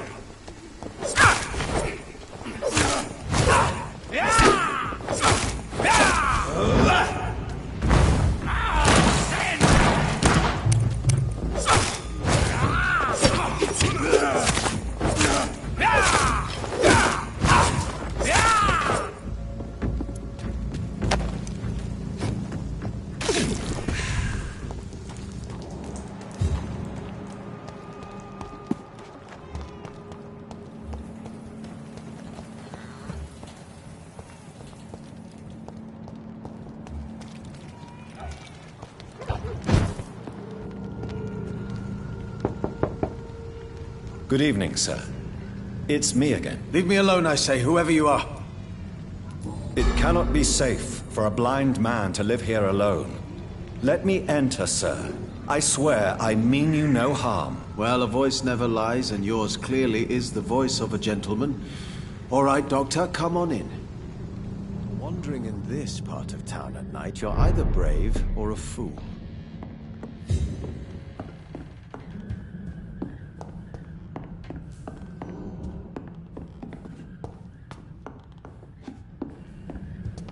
What kind of gentleman? visits to people at this late hour.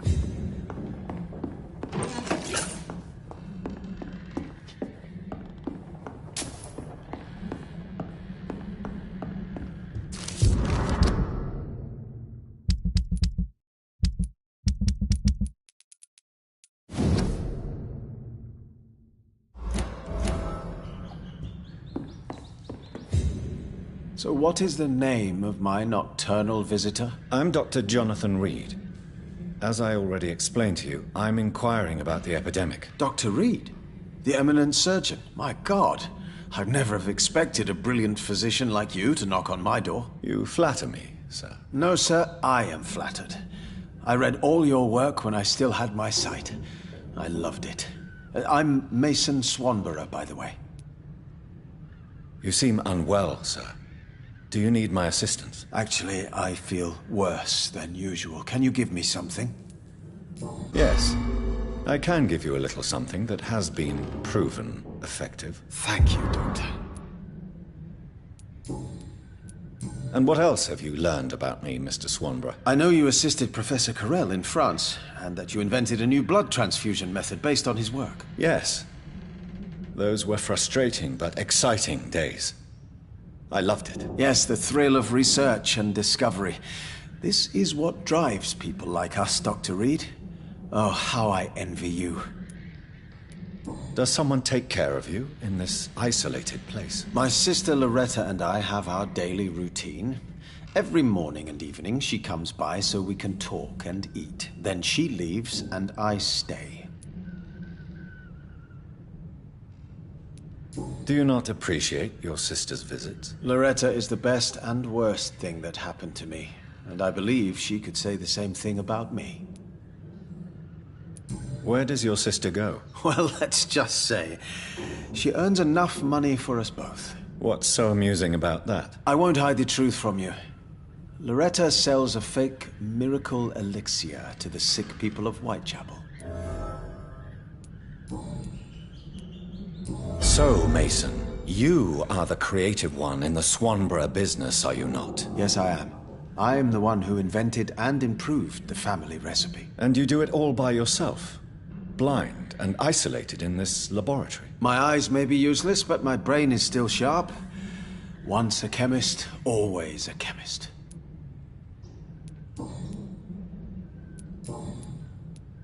Is your sister using you and your skills for her own profit? I've lost my sight, not my wits. Loretta couldn't manipulate me in a million years. Are you sure about that? You clearly depend on her. Let me be perfectly clear. I came up with the idea of the Swanborough cordial. Loretta needs me more than I need her. Why does your sister feel so guilty about what happened to you? Because she knows I'll never forgive what she did to me. You run an illegal business with someone you hate? I don't hate my sister. She looks after me, we have a good time. But I'm just not ready to forgive her.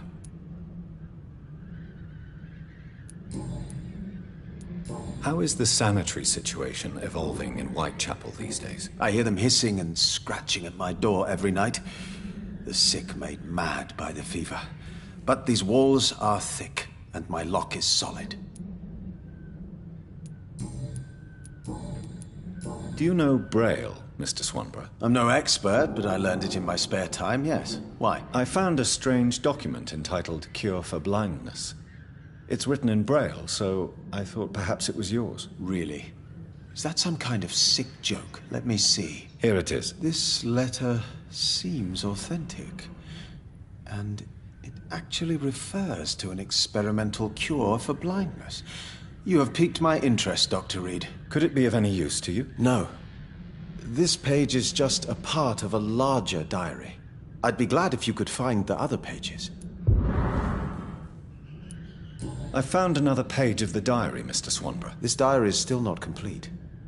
The man who wrote it claims he is a member of some scholarly brotherhood called the St. Paul's Stole. Really? I've heard of them. Very capable scientists.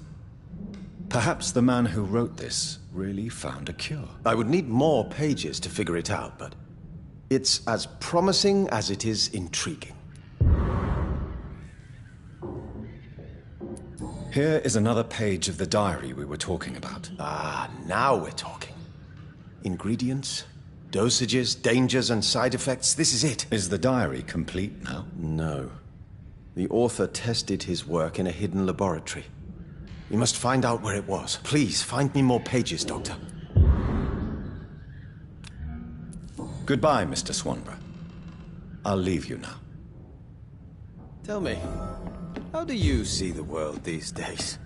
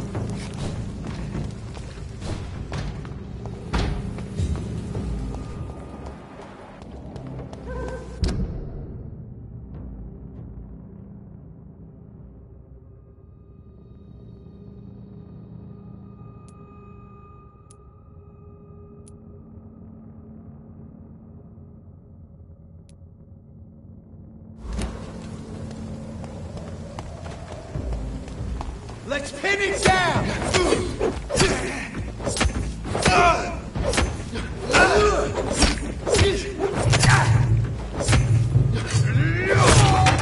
You leeches need killing!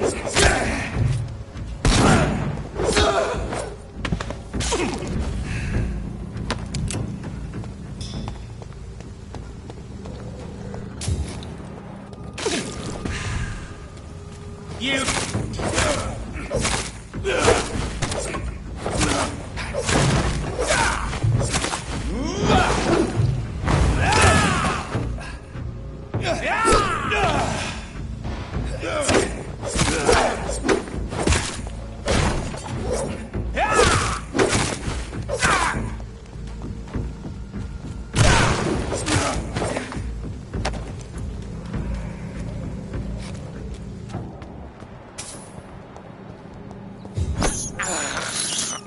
This is despicable.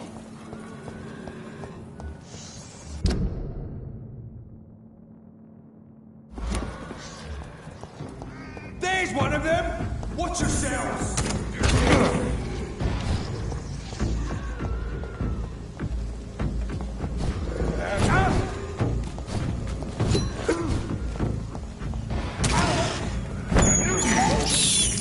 I can't believe I'm doing this.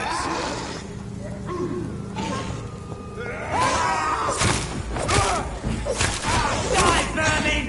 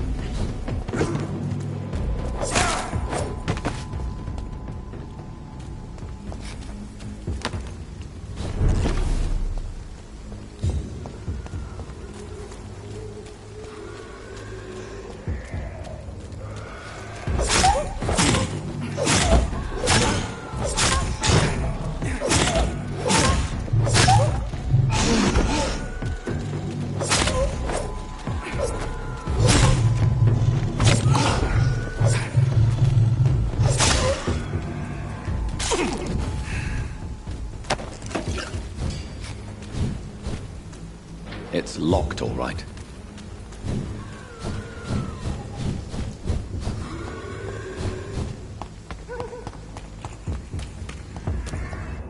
Not a safe place right now, sir. Stop!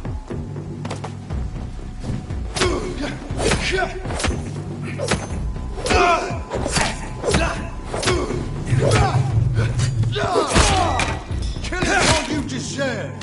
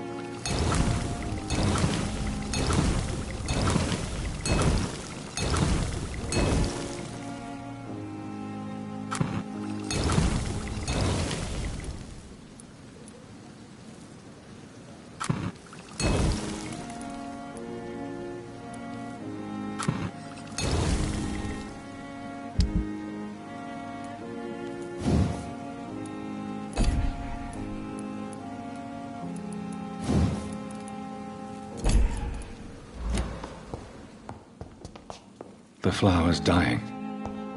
It needs water.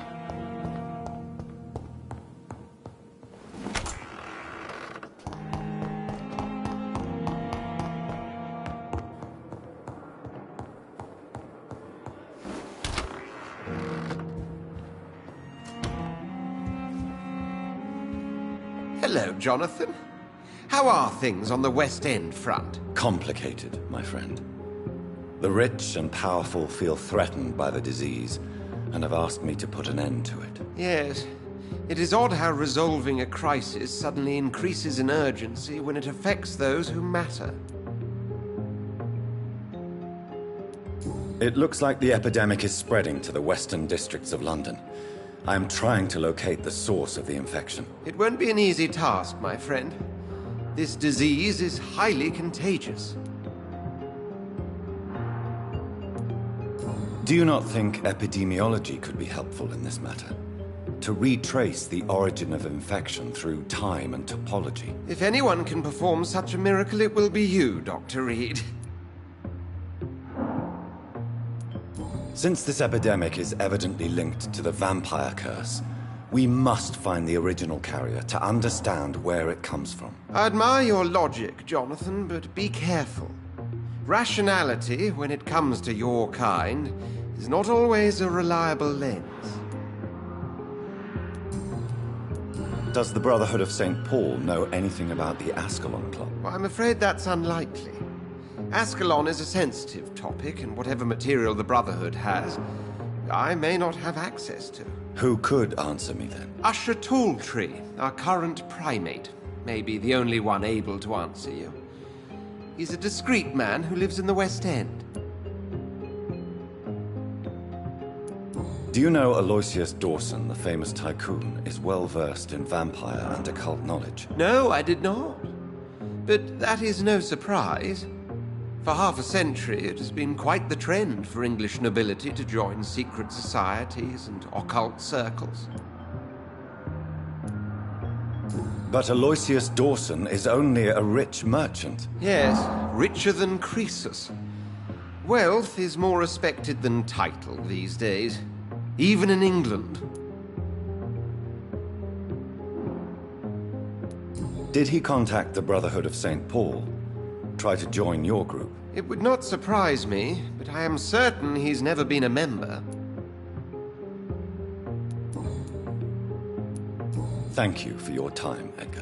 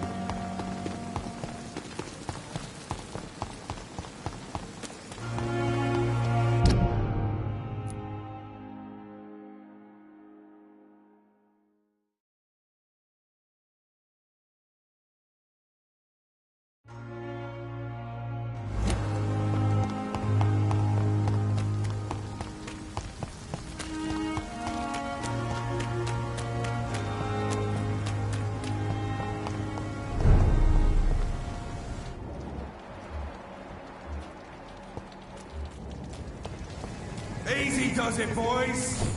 We can deal with this vermin. Want some of that? Burn it, boys!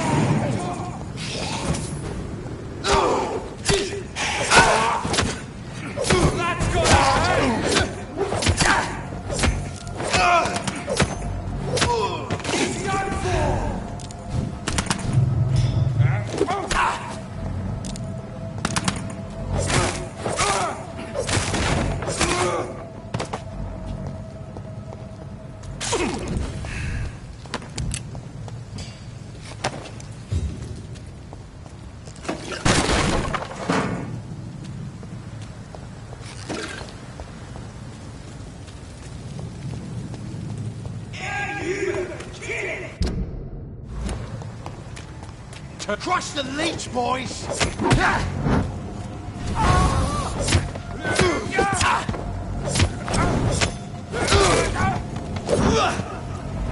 You're mine! A leech! A leech!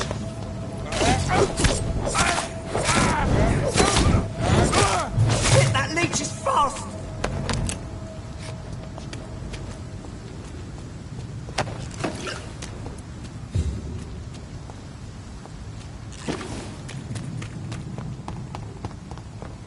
Safer places to be than here.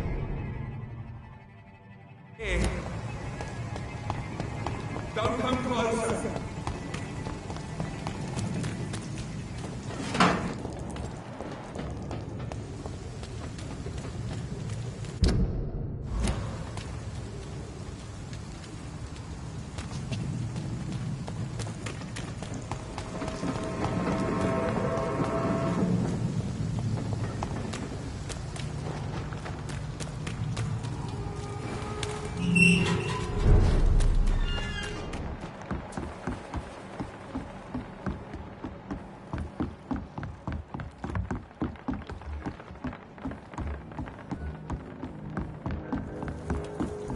Now everything seems under control.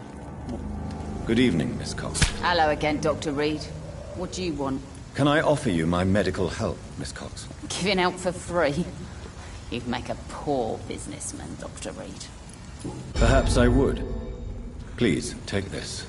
You will feel better. Thank you. But don't expect me to owe you anything. Can I... As long as you have...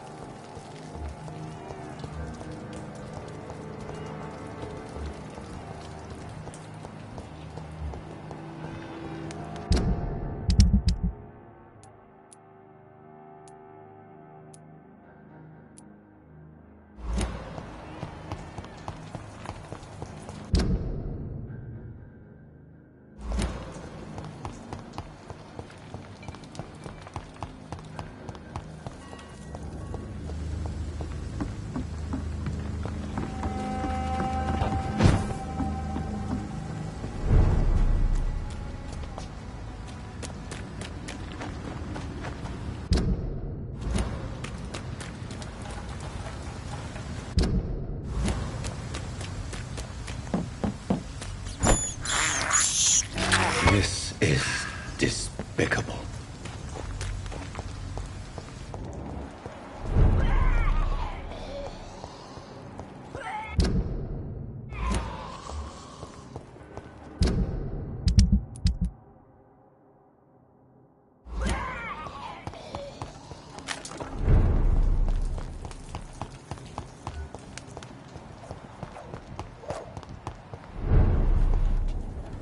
Good evening, Mr. Throgmorton. Dr. Reed, can I be of any assistance? Have you noticed anything suspicious lately? Do you need my medical attention, sir? Actually, I may. In my line of work, I have to stop at any sign of infection.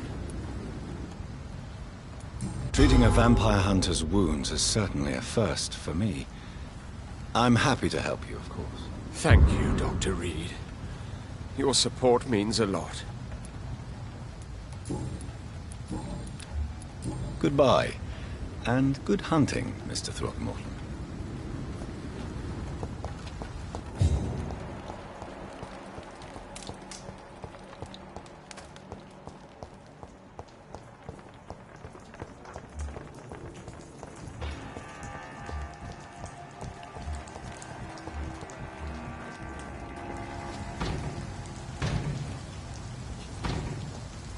Good evening, young man. There's no need to call me that, Dr. Reed. Young man, do you require medical attention? I don't like asking for help, but I don't want to be one of those poor sods dying in the streets. There's no shame in asking for help, especially when you are in desperate need of it. Here, take this. You should recover in no time. Thank you, I suppose.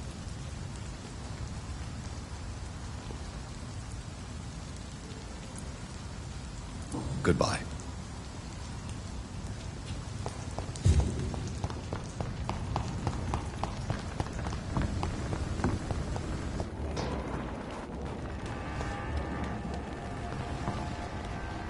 Glad to see you again, Mr. Reed. Do you need my medical attention, Miss Paxton? I can keep going, Dr. Reed. Of course you can, Miss Paxton. But I wouldn't recommend it. Please, take this. You will feel better. Thank you, Dr. Reed. Thank you. Really.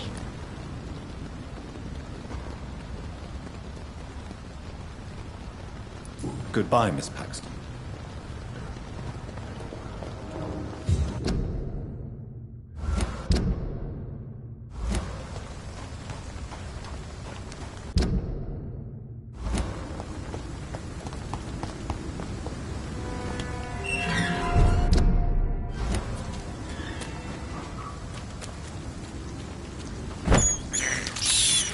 I can't believe I'm doing this.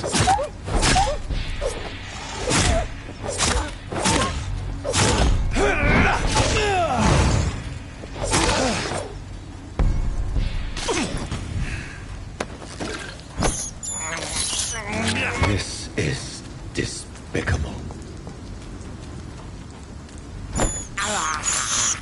I can't believe I'm doing this.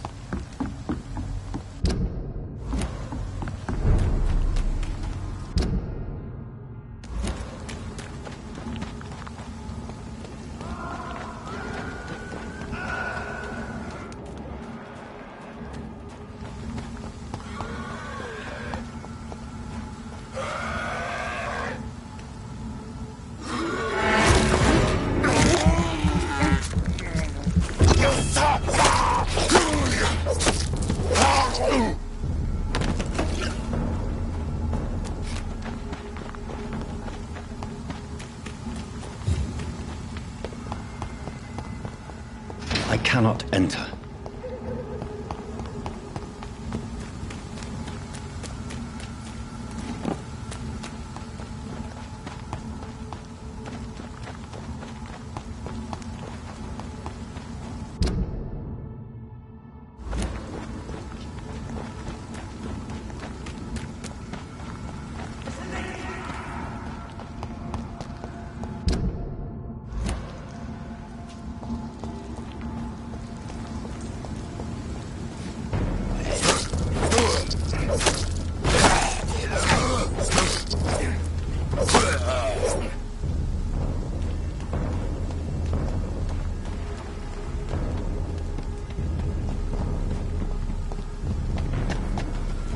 interfere with my hunt!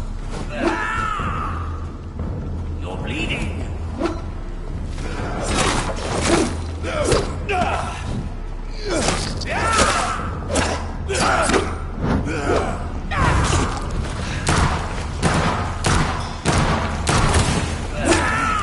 Prey is mine now!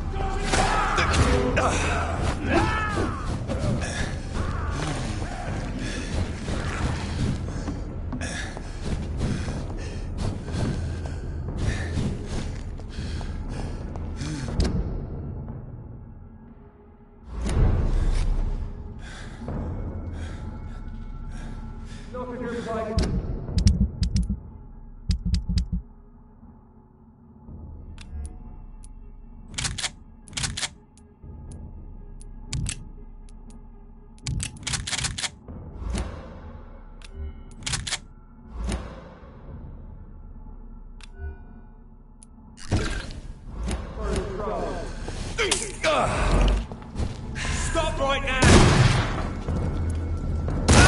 Prepare for this, you ugly fool!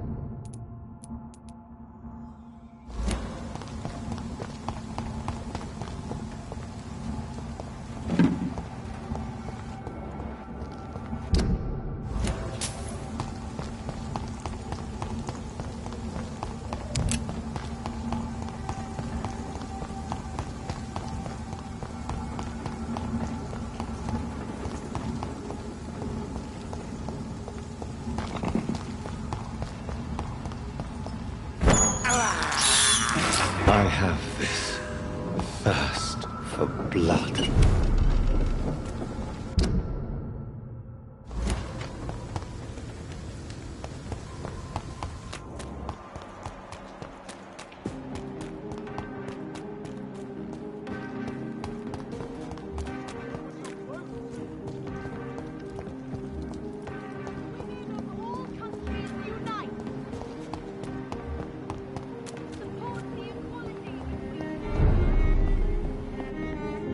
Good evening, Dr. Reed. A great night, what? I have found a restaurant that could satisfy you, Mr. Russell. The most intriguing and exotic restaurant in London. Really?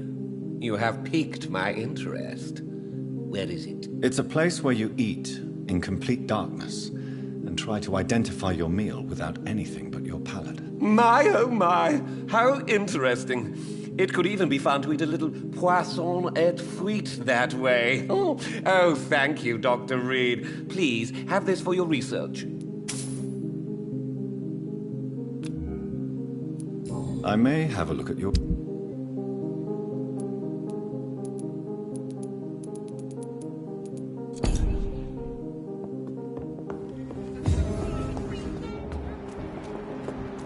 Remember, don't let any strangers come into your house.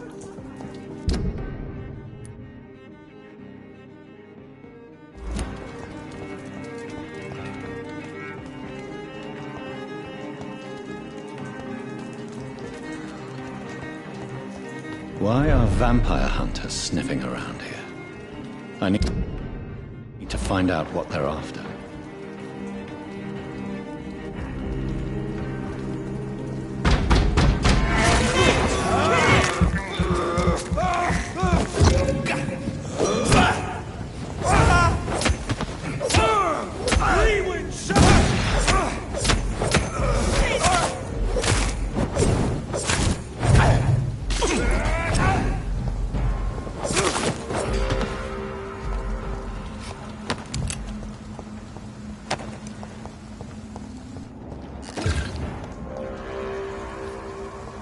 This is no place for you, sir.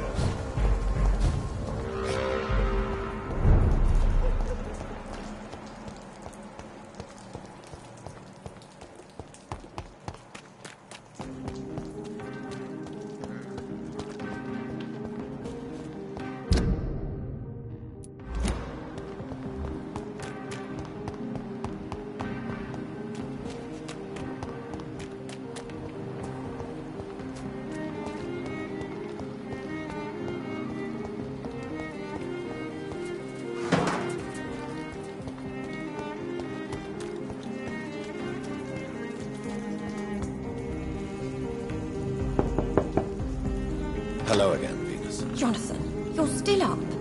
Can't you just knock at people's doors during the day? I'm sure you can spare me a few minutes. For old time's sake. Of course you may enter, Jonathan. At least you survived the Great War. I feared the worst.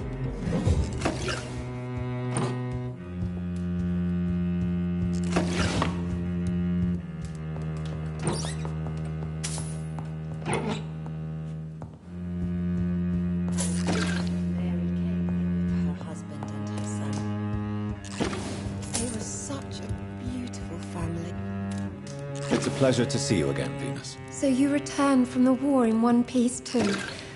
Thank God. My Clarence is back home too. How is the old rascal? Probably outside, chasing ghosts and chimeras. Clarence has changed a lot since he returned from the war, you know. How have you been since the last time we met? How long has it been? 3 years now? I've done my duty. Like all British women. You have no idea what it was like to wait for months without knowing if I'd still be a wife or a widow. I understand. Luckily, this part of town has been saved from the worst of the bombings, from what I've seen. Yes, and it's also true about the epidemic. The flu has killed here too, of course, but not on such a large scale as in other parts of town. Venus, why do you worry so much about your family's reputation? Everyone laughs at Clarence now. And they avoid me because they believe I share his insane opinions. I'm a leper in my own community. Have you noticed anything peculiar about the neighborhood recently? You mean except for your return to town? No. Oh, and again, Jonathan. Please accept my condolences for your sister. Thank you, Venus. It was so sudden.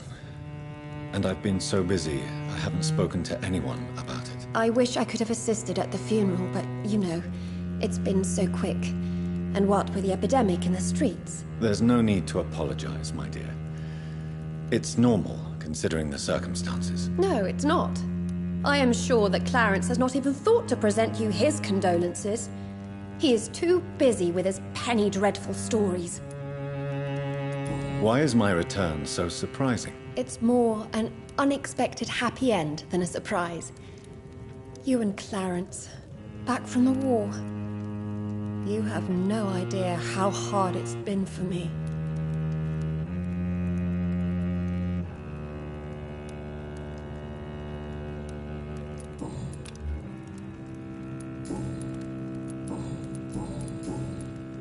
Tell me about Clarence's obsession with vampires. It drives me so crazy it makes my stomach hurt. I was so relieved to have him back. But I quickly realized he'd lost his mind in France. I understand your irritation, Venus. But you have to accept the trauma Clarence endured on the battlefield. The question is simple, Jonathan. Is my husband mad? Yes or no? Do vampires exist? Or is Clarence a lunatic? The important question is, what do you really think of your husband? I'm tough, Jonathan. He should have told me the horrors he witnessed, however appalling it was, instead of inventing a fantasy about blood-drinking monsters. So you don't believe Clarence? If poor Mary, bless her soul, had tried to convince you of the existence of bloody vampires, would you have believed her? Seriously?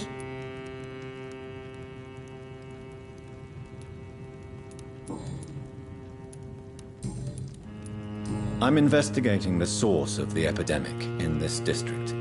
Have you noticed anything unusual? The McPhersons. I heard they locked themselves in their own house. They could just be afraid of getting sick. Perhaps you're right. But if I were you, I'd pay them a visit.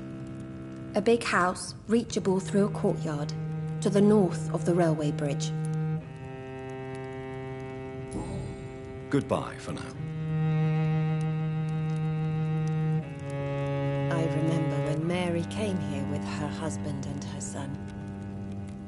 They were such a beautiful family.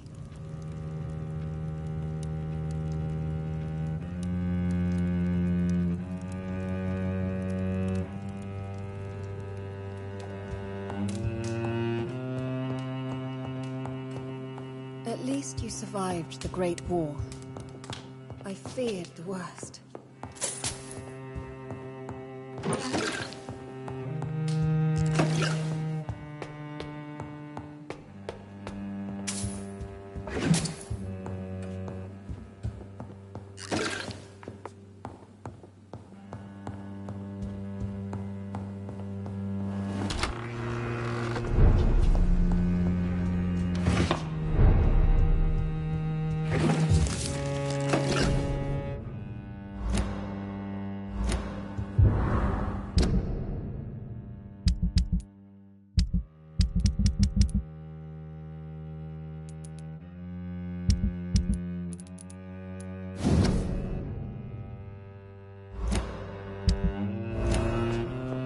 It's locked, all right.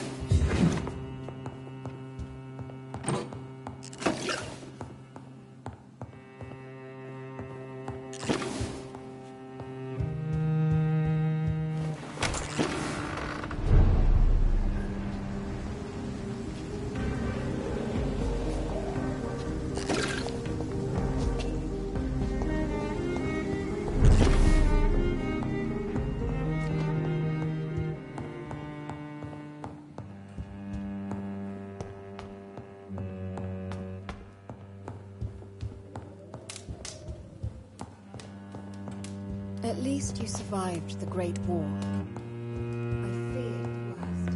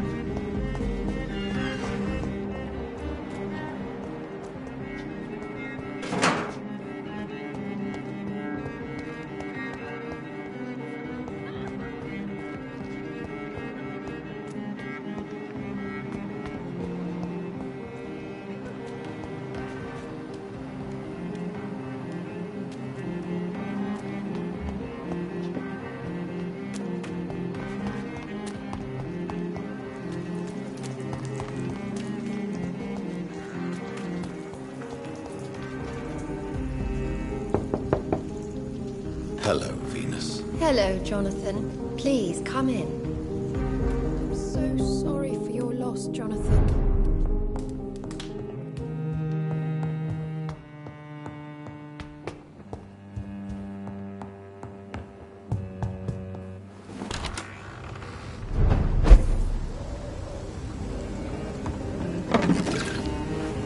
No invitation is needed to enter this building. That can't be a good sign. No sign of a struggle. It seems Charlotte's friend knew the killer and let him in.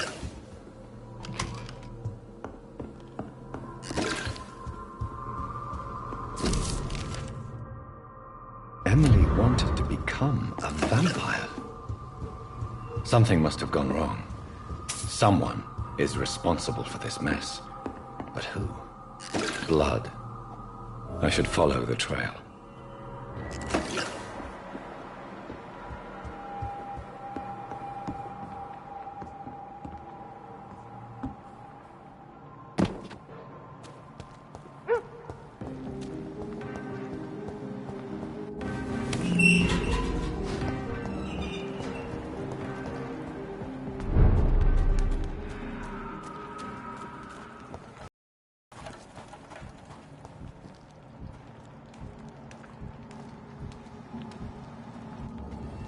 Who are you?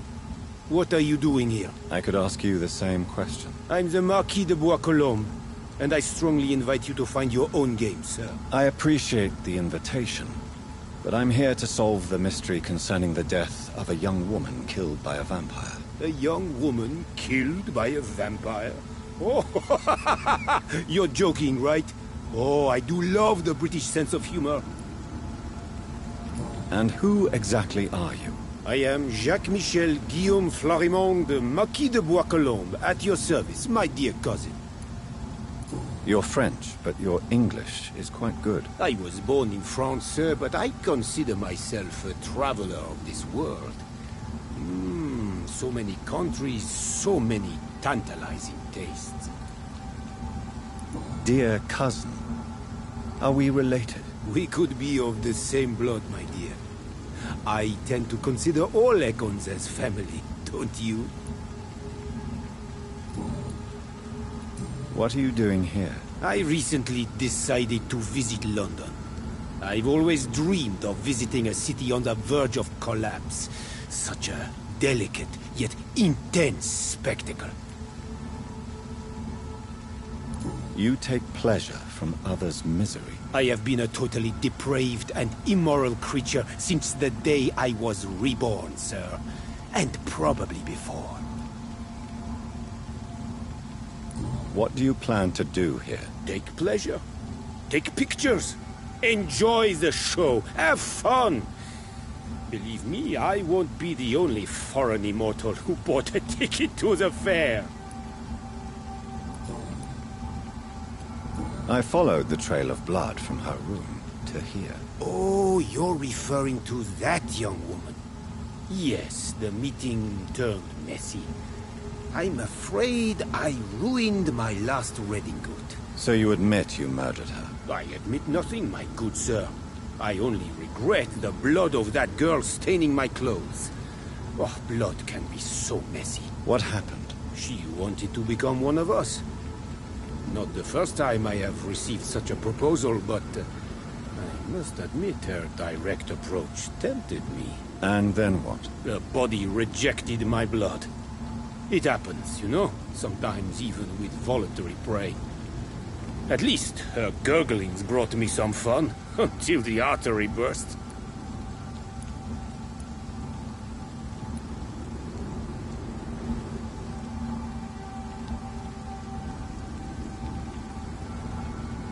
I believe you, sir. Emily's diary confirms your statement. Oh, Emily was her name. Quite charming. Well, mystery solved then. Yes, I suppose so. You can go. And so can you. Farewell, sir. May you enjoy the spectacle of this fallen city as much as I do.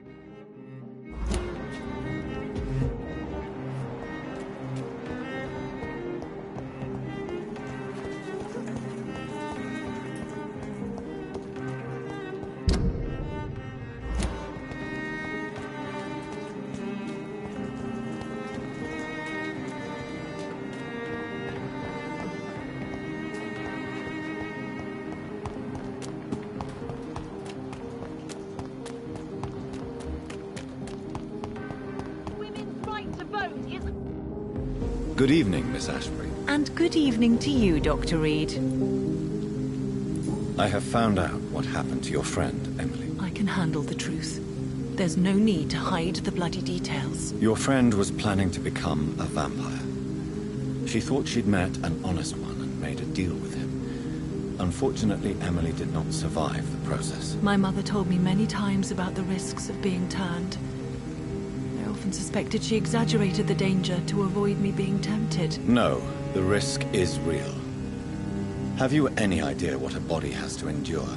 To become an organism entirely consumed by its need to process and recombine blood. I should never have talked to Emily about vampires. I never thought she'd actually try it without me.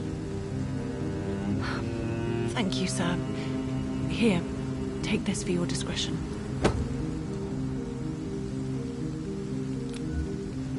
Do you need my medical? I am... Goodbye. She's been quite busy these last few nights. I suspect you may see her before me.